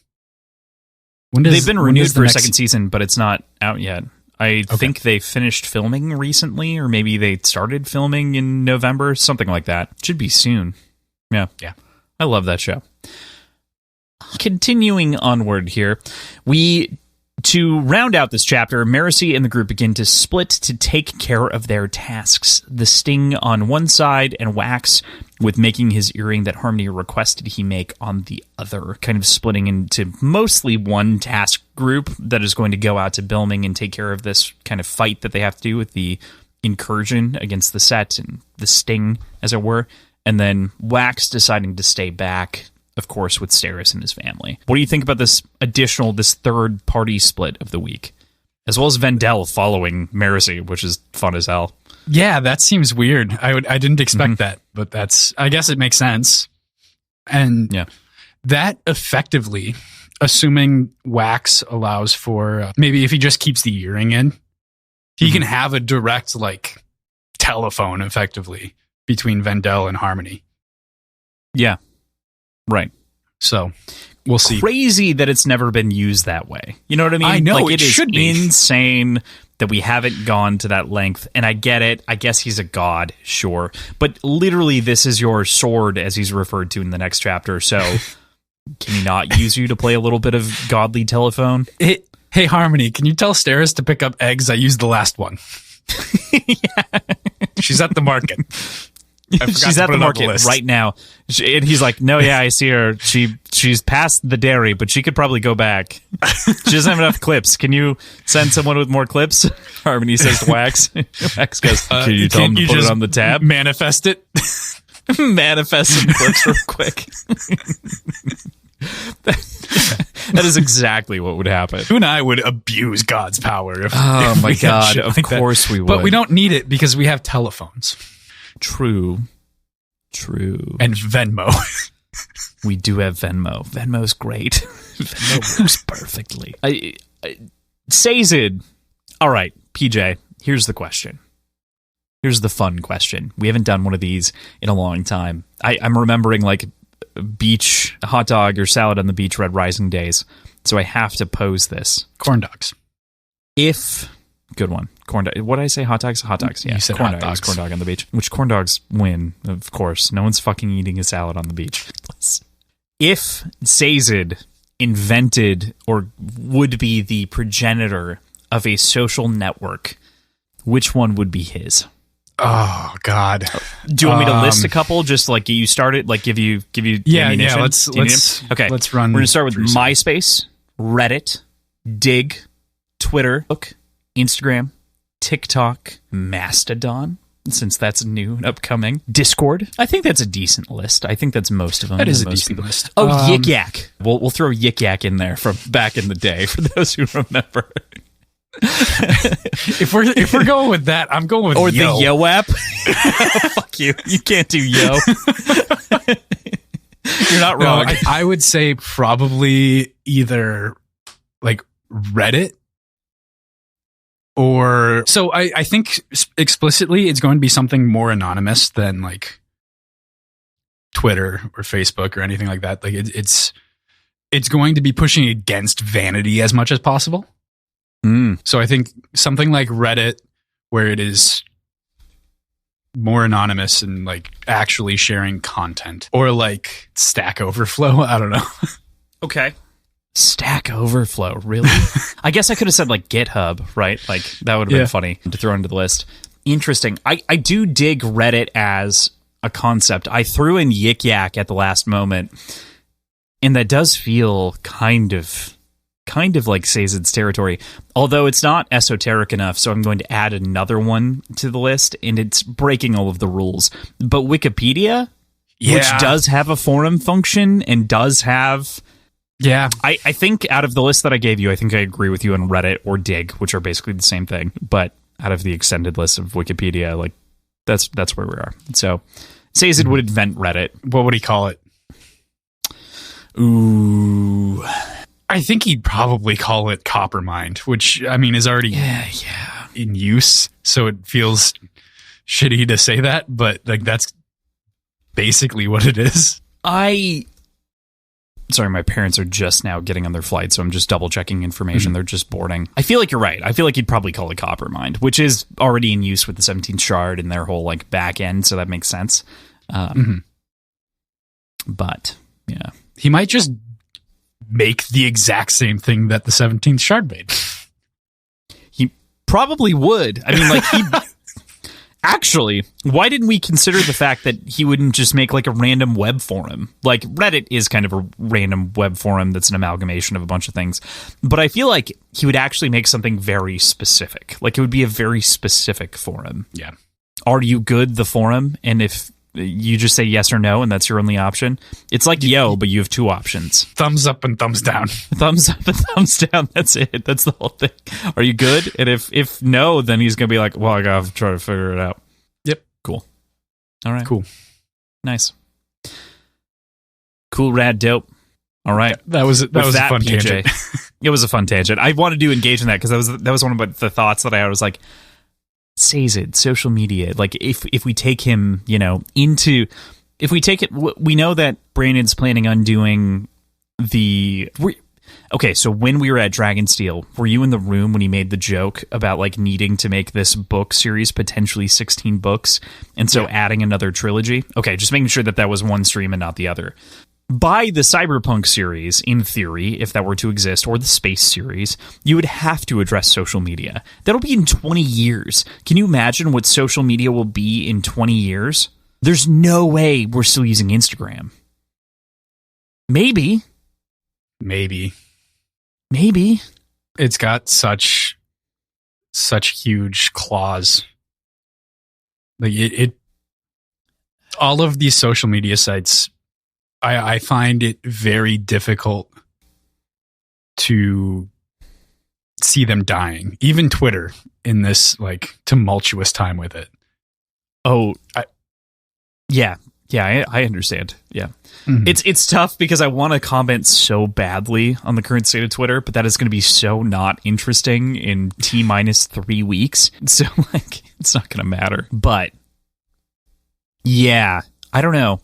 Twitter's interesting because I think we are seeing another social media death potentially in real time, But I think regardless, to your point of claws being in, it's always going to be a slow death. Like, even if something is going to die, it's not as though it will happen over a week. That's why the most recent thing that just happened this week, to date the show precisely, the giving people bans or preventing people from posting links to any other social media is one of the most outrageous things done. I think it's already been overturned since he did that about a week ago. I used to be a daily... Didn't he do that yesterday?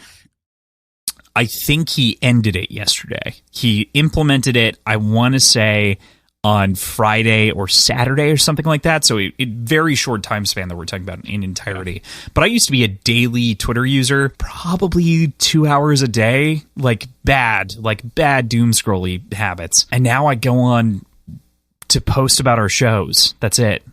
I interact with people who send me direct messages. That's it. I'm not even logged into my own account on my phone because it just got so outrageous with all the changes all the time that it didn't feel like the same thing. And now I'm like, if I posted a link to our fucking Instagram on any of our shit, or every time I link to our website that has the social links, like, how far does this stretch? Does it stretch to like a Captivate link, for instance? Not that we use Captivate, but a great example Tales of Kana does for right now. Like, where does this end? You unfortunately dominate my life and my ability to market our show, and I hate it. But yeah. Anyway, that's just a side tangent.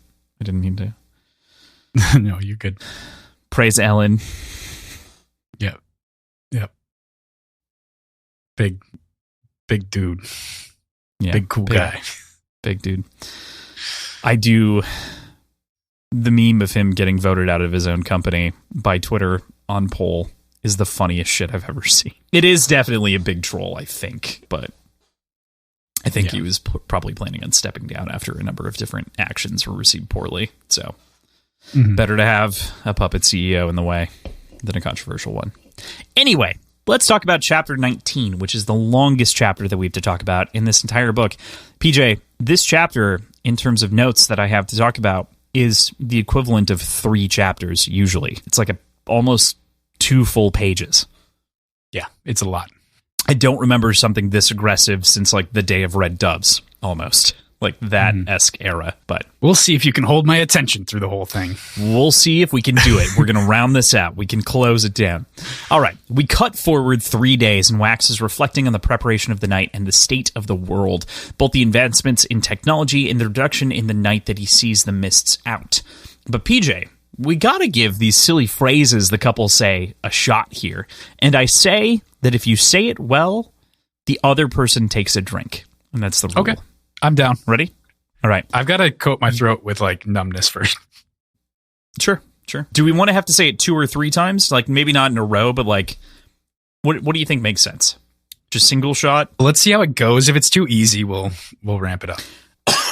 I feel like they're supposed to be those repeated phrases though. Does it? Okay. Yeah. Let's do like they're supposed to be 3 times. Yeah. 3 feels fair. All right.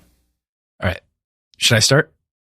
Yeah, you'll start this phrase. I will start the next phrase after we both do each phrase. Okay, cool. Okay. Pickled pachyderm plays piano. Pickled pachyderm plays piano. Pickled pachyderm plays piano. Good work. That's good. Pickled pachyderm plays piano. Pickled pachyderm plays piano. Pickled pachyderm plays piano. I feel like you stumbled a little bit. I think I did on the first one. I'm not gonna lie. I'm still because I wanted to say pachyderm, but I stumbled, well, so I drank. Right? Like if I stumble, I drink. I think this isn't a one or the other. Oh, sure. Yeah. Cheers. All right. It was sitting in a small swimming pool. It was sitting in a small swimming pool. It was sitting in a small swimming pool. I almost ran out of air. Didn't take enough breath. It was sitting in a small swimming pool. It was sitting in a small swimming pool. It was sitting in a small swimming pool. Good work. Cheers on that one for sure. I will say I peppered the rest of this chapter with my notes with alliterations, so I'm very excited to fuck it up after this moment. I decided to write a bunch in, so good. Some assonance and consonants. But what do you make of the reflection? I love this scene setting again. Like this is one of the things that I think I complained about a little bit is that a lot of the original descriptions in the original trilogy of Mistborn felt very plain. It felt very simple, and it was so simple that it felt like I lost the soul of the picture that he was trying to paint. And I feel like this is a great example of capturing that soul, where even though he's not describing the grand vastness of the city, he's describing it from the idea that Wax is taking pictures to show the advancement of time and technology and how much it changes day to day to day. And even though it's just a fucking time lapse that he's describing, that's so cool from this lower technological standpoint. Yeah. Yeah, I hadn't really put a lot of weight into that in the previous books, the quiet moments and the serenity, but this is well captured. Yeah, I just don't think they're highlighted, and I don't. It's just not the focus, right? And that's not something that I think Brandon pays doesn't put a ton of attention on, because he wants you to kind of paint the photo in your mind, so he gives you the idea, right? That's the whole window frame ideology that he kind of sits with, but I like a little bit, and so I appreciate when he gives a little bit more, just to give you kind of a little bit of a painting of a direction that we're going in, and the bright lights, no mists, kind of that thing paints an interesting picture and feeds into what we learn at the end here with Harmony as well. So, and the changes there over the last year, but the pair of Steris and Wax continue to explore the broadsheets to see for any signs or sightings of anything strange. Of course, Wax is suffering some old after effects from the explosion, like thinking he's glimpsing blue lines without burning metals, and just general after effects from that secondary wave, concussive wave, potentially, when Steris stumbles upon something of shocking significance. Okay, I mean, like, maybe not, but it moves into the maybe pile at the very least, and they've begun to be like, okay, this is not important, this is not important. They've got a lot of, like, fun titles about, like, I mean, all kinds of different things. I mean, we just read a couple, right, that were the title lines for these things. When Wax has a realization that his adventuring days are behind him, and that he's past that stage of his life, the only thing that's keeping him clinging to this quest is that his sister is still out there. I am fully expecting these sort of after effects, as you've mentioned, to further manifest or be intentionally exploited. Like, I am fully on the train that, like, this is something actually mystical, magical, and not just like a concussion. What do you think it'd be? Really a magic concussion? It'd be very funny. But what do you think it could be? I mean, he was next to the explosion, right? Like, yeah, there could be shrapnel in him. Like in his, I mean, he's not bleeding, his penis, as far as we're aware. It blew off the mask. I mean, that's about what we get. But in his penis, is that what you said? Or it blew off his mask. You almost so maybe snuck that one in. Maybe he inhaled it. Okay, but probably the penis. Probably a dick thing. Yeah, you're right. It's definitely a dick thing. For sure, a dick thing. For sure. Oh, this is leading to all kinds of unfortunate images. I'm so sorry. Skip ahead if you don't want a really crazy dick joke for a second. I'm not sorry. I'm imagining now Wax having like a dick compass, like fully erect, pointing in the proper direction. Just shooting blue beams out of it. Not beams. It doesn't need to shoot anything out of it. I'm just not imagining physically, but like he looks at it. Oh, where the like, yeah, the lines are usually from the chest, but instead they're from his dick, and it's just lower. And so he keeps messing up, pulling on metal, like, or pushing off metals because he's like a little bit off from where it's usually measured. God damn it! He's trying to. We're doing so well, PJ. 3 tangents in a row. Imagine when he gets his Mistborn abilities and he starts using iron and he tries pulling something to his chest and just hits him in the dick. When he gets his Mistborn abilities? Yeah. That's going to happen. You know it's going to happen. You just assume he's going to be a Mistborn. Because it's the series name. He's going to be a, He's just going to pick up the bands again, if anything. Come on. Yeah. Same deal. I think this is an important question to some degree. For me, I was a little bit shocked at this point that we didn't see more of the tech from bands crop up in this. You know what I mean? Like, it's almost like designed, talked about in the plot, and now like we aren't even thinking about it for the most part outside of the Allomantic grenade and et metal at large. I think it's probably because they have a strained relationship right now with the Malwish. So like the technology that they're able to get is coming through Alec, and what he's able to get, he's giving to Marisi. Like I think that's probably the biggest part of it, is like they don't really have open trade. Yeah, we get that from Admiral Dahl too, right? Like it's very limited, the full exchange, which is another reason that this doesn't show up that frequently. I love that. That's a great reason, great rationale. Cool. All right. Did you have any thoughts about the pile of paperwork that they're staring at? Oh, that was hilarious. That was great. Just the organizational, like, I do not envy research without computers. Like, I'm so glad the whole process that by the time we were in middle school or in elementary school, like, there were some computers in most. I don't think we ever. Elementary school was early enough that the only computers were really like in the library, but the teachers, I guess, probably had one. I definitely had. After, I guess this is my memory, is when I switched schools in 4th grade, between 3rd and 4th grade, we had computers in the library everywhere. That's what I'm remember. Saying. Okay. Like, as opposed to in the classroom. We're just like, okay. Yeah. Sorry. I thought you were saying that they weren't in the library, and I was like, no. That's the only lining the walls of the library. The only place they were. It was like an event to go to the library or to the computer lab. And then, there was also the computer lab room, which was separate. We had like at the school that I went to, we had it like lining the walls for the most part around the entire library, and then also a lab.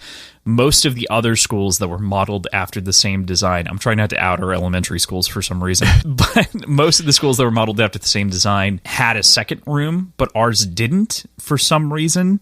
I don't know why. They're almost identical in a ton of ways, but there are a lot of small differences between those 3 schools in St. Cloud, Minnesota. You can go Google it now, folks. Fucks. But I guess what I'm saying is, by the time we got to the point where we're doing research, we knew how to use the internet. Right. Yeah, which was... right. I can't imagine pouring through broadsheets like this. Yeah, we are that bubble generation that never had to learn how to use I forget what they're called, which also makes me sound so ignorant because I was going off on this incredible tangent. The like newspaper scanning device that you could use to like flip through. I forget what it's called. Please, anyone who knows what it is, tweet at me and make fun of me for being young. You could also just Google newspaper scanning device. Absolutely not. We're not doing that. We are not doing that. We are going Twitter to is now our Google. Ignorant. Provide us with that information before the next episode, or we will leave razor blades on your lawn like Jigsaw. We won't do that. Yeah, but they'll be like... They'll just be like shaving like Gillette shaving razors, like Bic razors, just scattered like a bunch of 3-blade Bic razors, like $2 razors everywhere. I think that's a living with Jigsaw joke. It's definitely a living with Jigsaw joke. Yeah, accidentally on purpose. Your floor is covered with razor blades. It's just like pink razors all over the floor. Hilarious. Anyway, okay.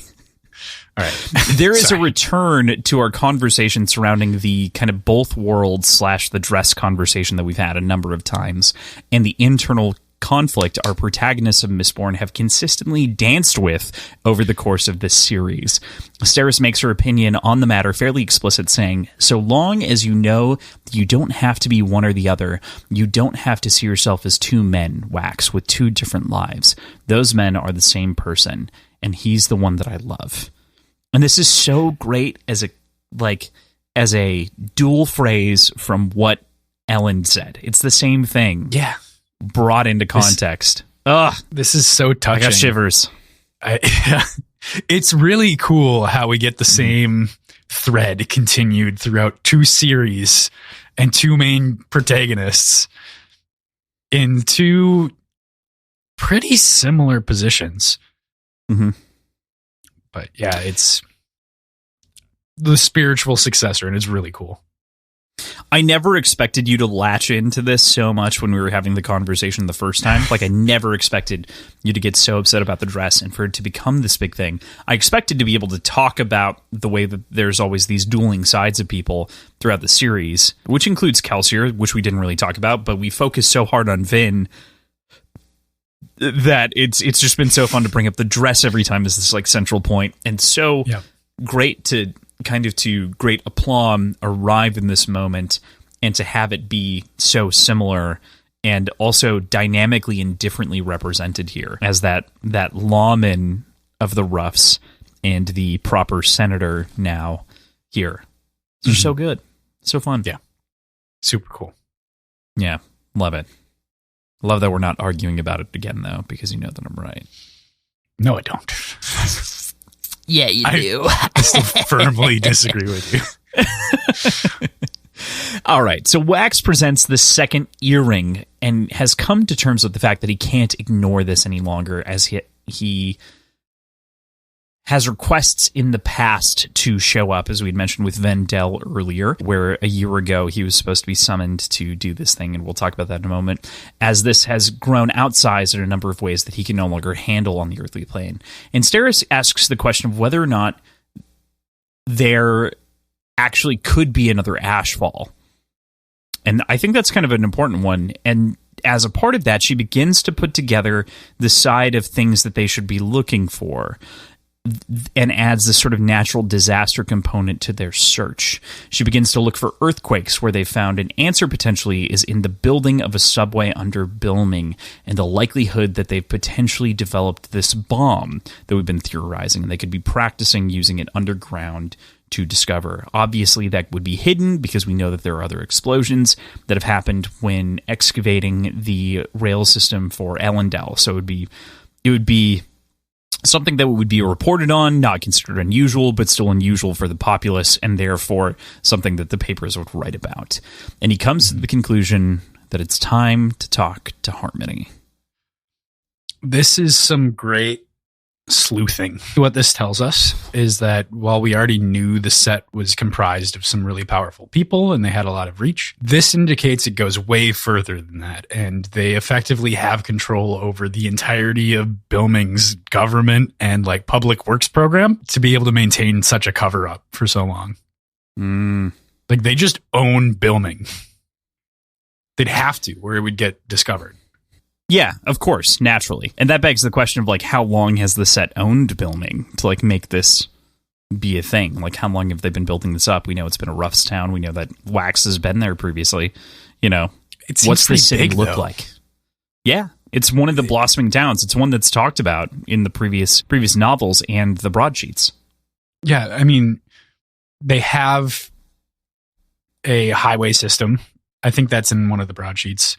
They have a like elevated rail system that mentions. Yeah. And they have enough people that they have legitimate justification for building a subway as well. Like, this is a huge town. It has to be. Yeah. I think it's graduated from town to like city. I mean, in that regard, right? It's not like the big city by any stretch, but the idea that they, you know, decided to pull in New York City and go from their above ground rail to an underground rail is a big deal. It's a big transition. I mean, not even Chicago has fully done that. Let's not dig at Chicago, more like Chicago, but it's reality. In that they were going to use both. Like, right. Yeah. I wasn't trying to shunt that. I was just saying that, like, that evolution of like adding that to the repertoire felt very New York City versus, and New York City also has above ground rail, for the record, in Brooklyn and in Queens and in the Bronx. So, yeah. But yeah, just Manhattan's cool. Underground. Yeah.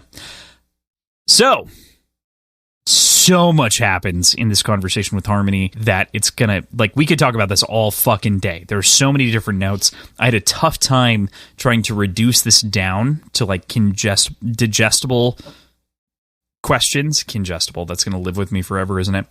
Congestible questions. But let's start where he starts. That the redness that we saw previously in Bands of Mourning has invested in the planet and invested in Harmony himself, preventing him from seeing like he used to, being this sort of semi-omnipresent or omnipotent power, and preventing him from seeing the future for now. It seems as though he's claiming that he will reclaim those senses in a couple of years because you can't block out a shard forever. Seems to be sort of the rationale. But what'd you make of this whole, like, I am being actively combated by a different force? Yeah, that's pretty fucking heavy. It's pretty fucking crazy. Yeah, that's insane. And the fact that it happened about a year ago is a lot of time for them to make plans and act on those plans right under Harmony's blindness. Like, just that's a lot. They could have done so much in that time. Right. It is a difficult equation to square if you are Wax in this moment, being like, holy shit, you're telling me that like another force is oppressing you? That previous force that you described as like trying to invade the world has done it? Like, we're past that point? And then Harmony's like, yeah, if you would have helped like a year ago, maybe we could have done something about it, but you didn't, which you can't also pin on Wax necessarily. It's Harmony's fault for fucking up in the beginning so the Wax didn't believe or trust in him in the long run. Kind of. You can get into the other side of that argument, which is that like that was the best result of everything. So this was the only way that it was going to go to begin with. But we then learn so much more, PJ. We learn that Trell is autonomy, of whom we've mentioned a little bit here, another one of the shards of Andalnasium, held by a woman named Bavadin, and that she uses avatars to influence other worlds. Autonomy also offered Harmony an ultimatum, demanding that Sazed leave so that she could have control of Scadrial. He also reveals that Telsin is the avatar of Autonomy now on this world, invested by her directly, with the power of a full deity at her beck and call, in her hands.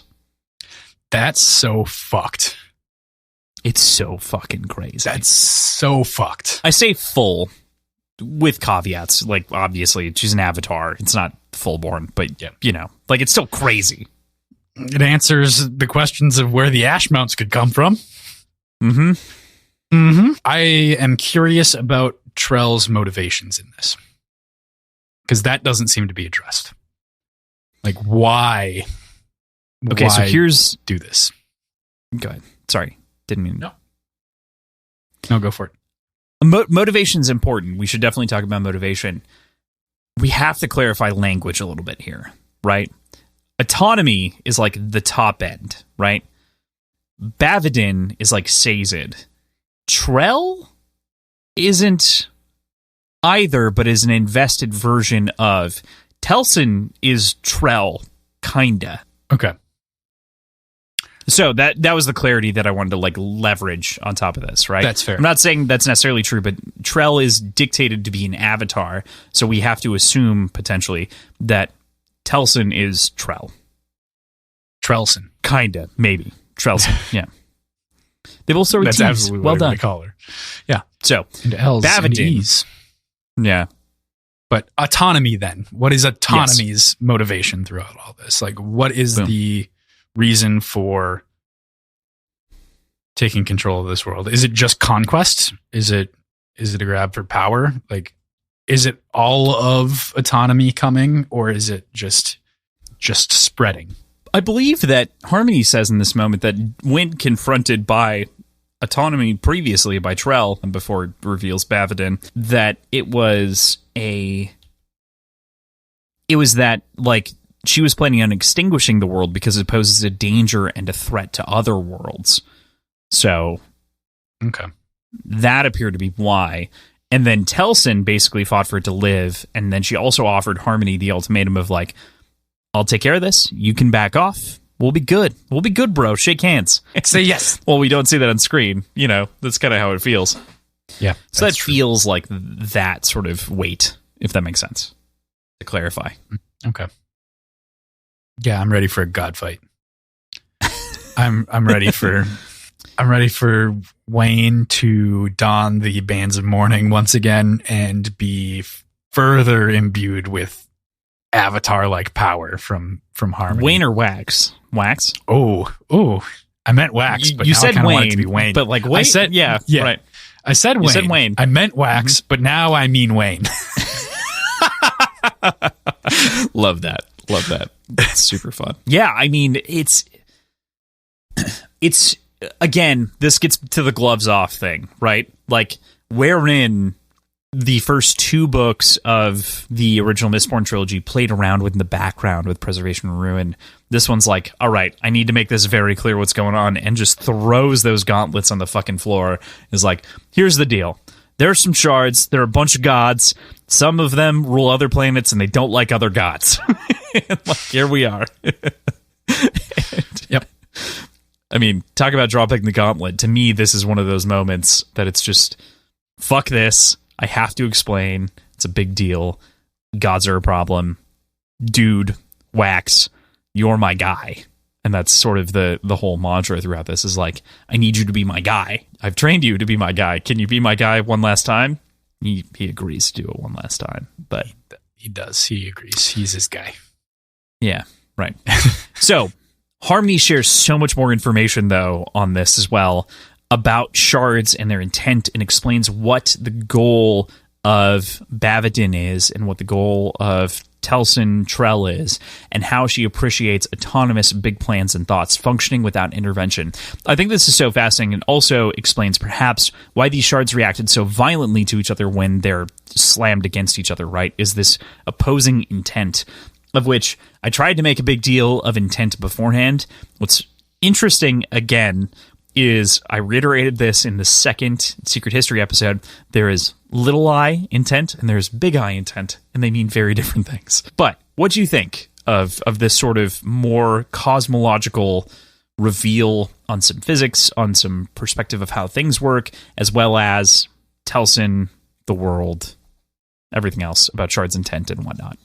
Yeah, it makes me curious about the other god metals and their interactions with each other, and if that's fluid specifically. Like, if they're at odds with each other, they'll react violently, but if they're aligned, maybe they work together. They can be blended, coaxed. And if their disposition changes, does that interaction change as well?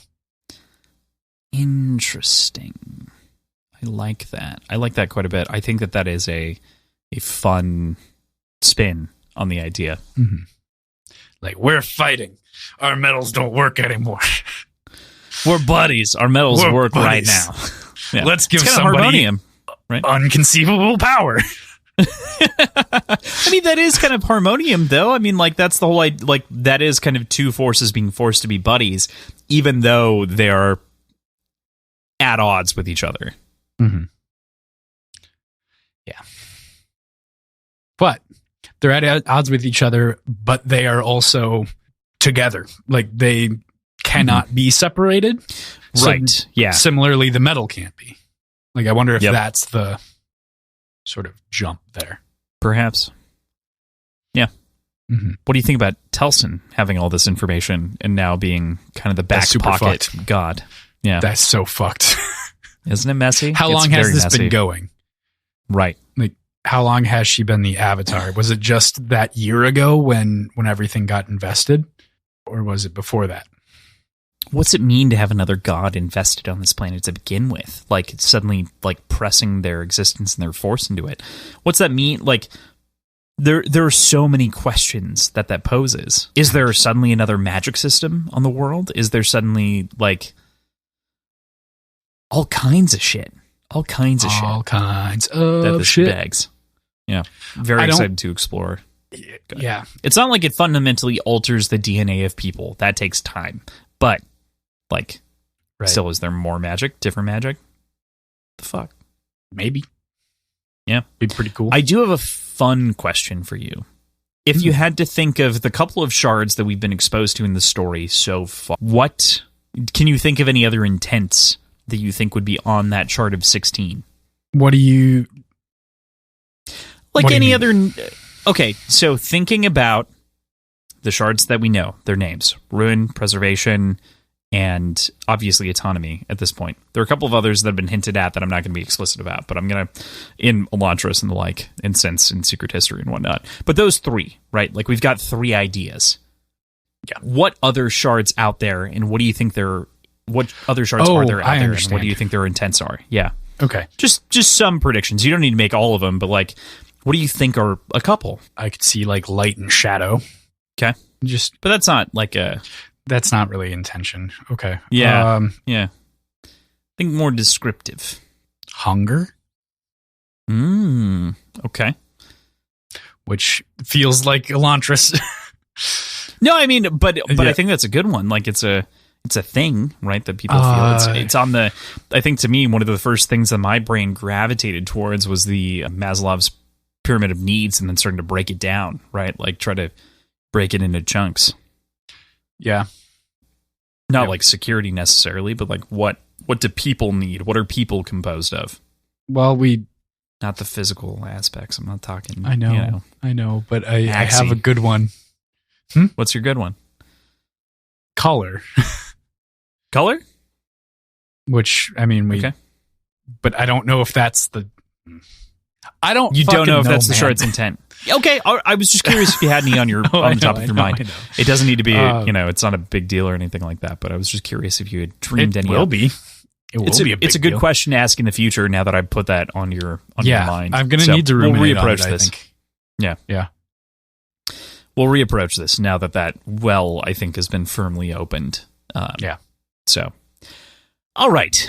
Sazed, as kind of a final note on the interaction that we have with Harmony in the realm here, explains the need for the second spike to connect to Telsin directly to see her plans, and in some ways, like the connection that Vin and Ruin had in the old days, be able to kind of tie into that, to access that, and to use it against them, potentially. Harmony is really doing his best here, and is explaining absolutely everything here that he can to Wax, as he agrees to be his sword to stop Telsin as his final quest for the shard, Harmony. But he can't only be a sword. He's a lawman, and he's going to get to the truth of this, which again dances right back into the hands of our dress equation, which is that he cannot separate these two halves of himself, and he is a full person that is composed of all of these things. What do you think of the moment here in which he accepts and acknowledges Harmony and decides to go on this quest for him?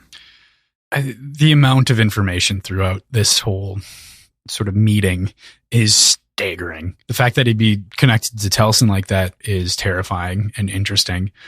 I do really appreciate one of the main points made at the end there, when he was kind of on the fence about doing that and like felt like it was a bad idea. Harmony tells him that like, this is a tool. You don't have to use it all the time. You don't have to use it at all if you don't want to, but you have access to it, and it will probably come in handy.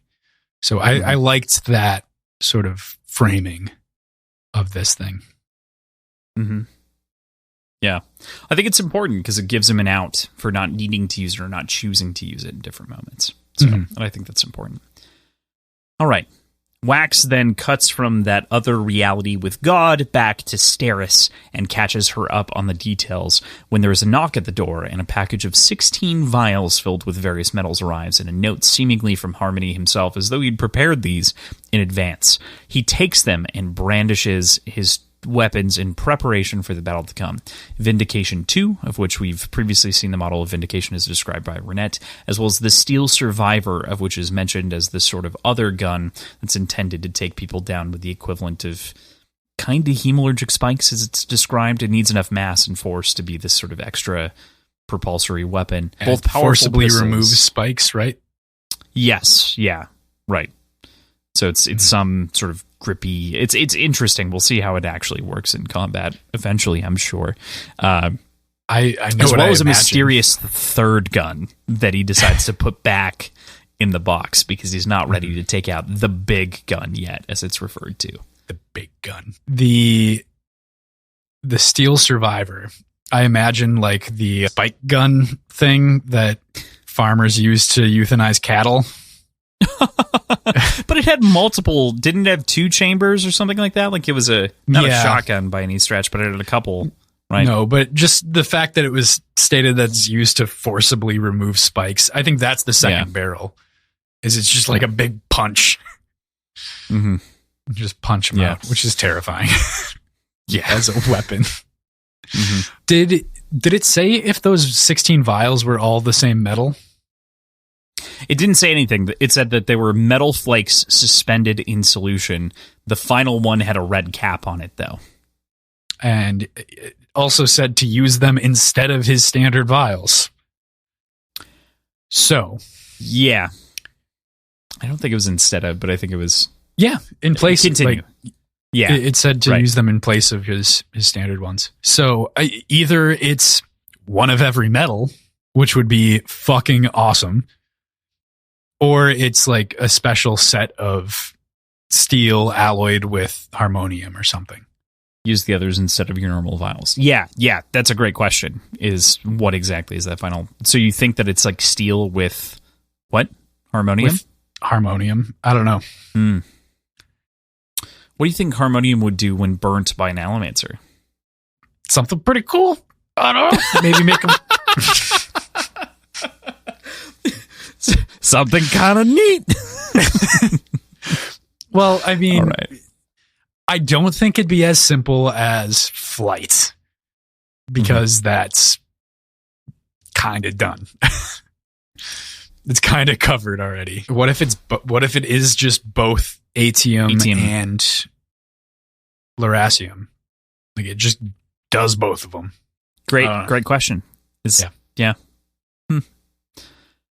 Interesting. Very interesting. Okay.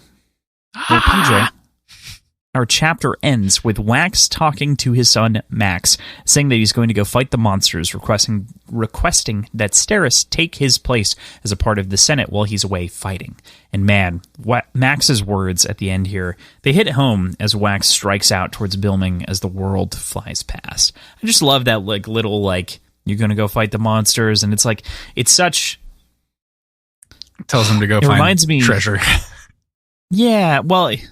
It reminds me of when Matt Mercer decides to play a little kid whenever he picks up a little kid in the campaign. You just want to cry and support and listen to every single word that person says. It's exactly that, but it's so cute. Such a cute little kid, Maxilium. Yeah, right. Mm-hmm. Yeah. Okay, so we get to so here's the plan. We get to broadsheet number 2 here. Any thoughts? We talked about a couple of them as we move through, but what were your thoughts on the second broadsheet? Yeah, so there's a few things. I think there's 4 things total on here. One of them is an ad for drugs. And I've never heard the term druggist before, but I don't know if that's real. Is that a real term? I would be... shocked if that weren't an early term for pharmacist. Yeah. Retailer of medicinal drugs, a druggist. Yeah. Historically. A drougist in, I'm sure I'm saying that wrong in French because I don't know how to pronounce anything in French, but yeah. Why is it always French with you? French. I can't do French, fam. So I think all the other sections have something at least kind of important on it. The first one is the missing editor, who is very clearly a terrorist person based on name. Don't know what that could be, but I'm assuming it's probably because of hemalurgy. And they probably stole her ferrochemical powers. I'm guessing. Second is the earthquakes in Bilming that we've talked about, so I won't really go too far into it, but it makes me wonder and assume that maybe this is that broadsheet that they were reading, or one of them. And then Allomancer Jack has or had a sidekick with the same pseudo last name as Wayne. Mm-hmm. So it does beg the question of whether or not that's similar to the sort of bastard last names of Game of Thrones almost, where it's you didn't have one, or you were born in a specific region or of a specific blood type, and so you're that's what they had said. That I just want to make when they talked about it with Wayne. I couldn't remember if that was connotated here. It was when he was talking about the paperwork, and he said they'd put Terraceman or Terraceborn. Yeah, Terraceborn as the last name. Okay, because he didn't have one. Checks out for me. Checks out. This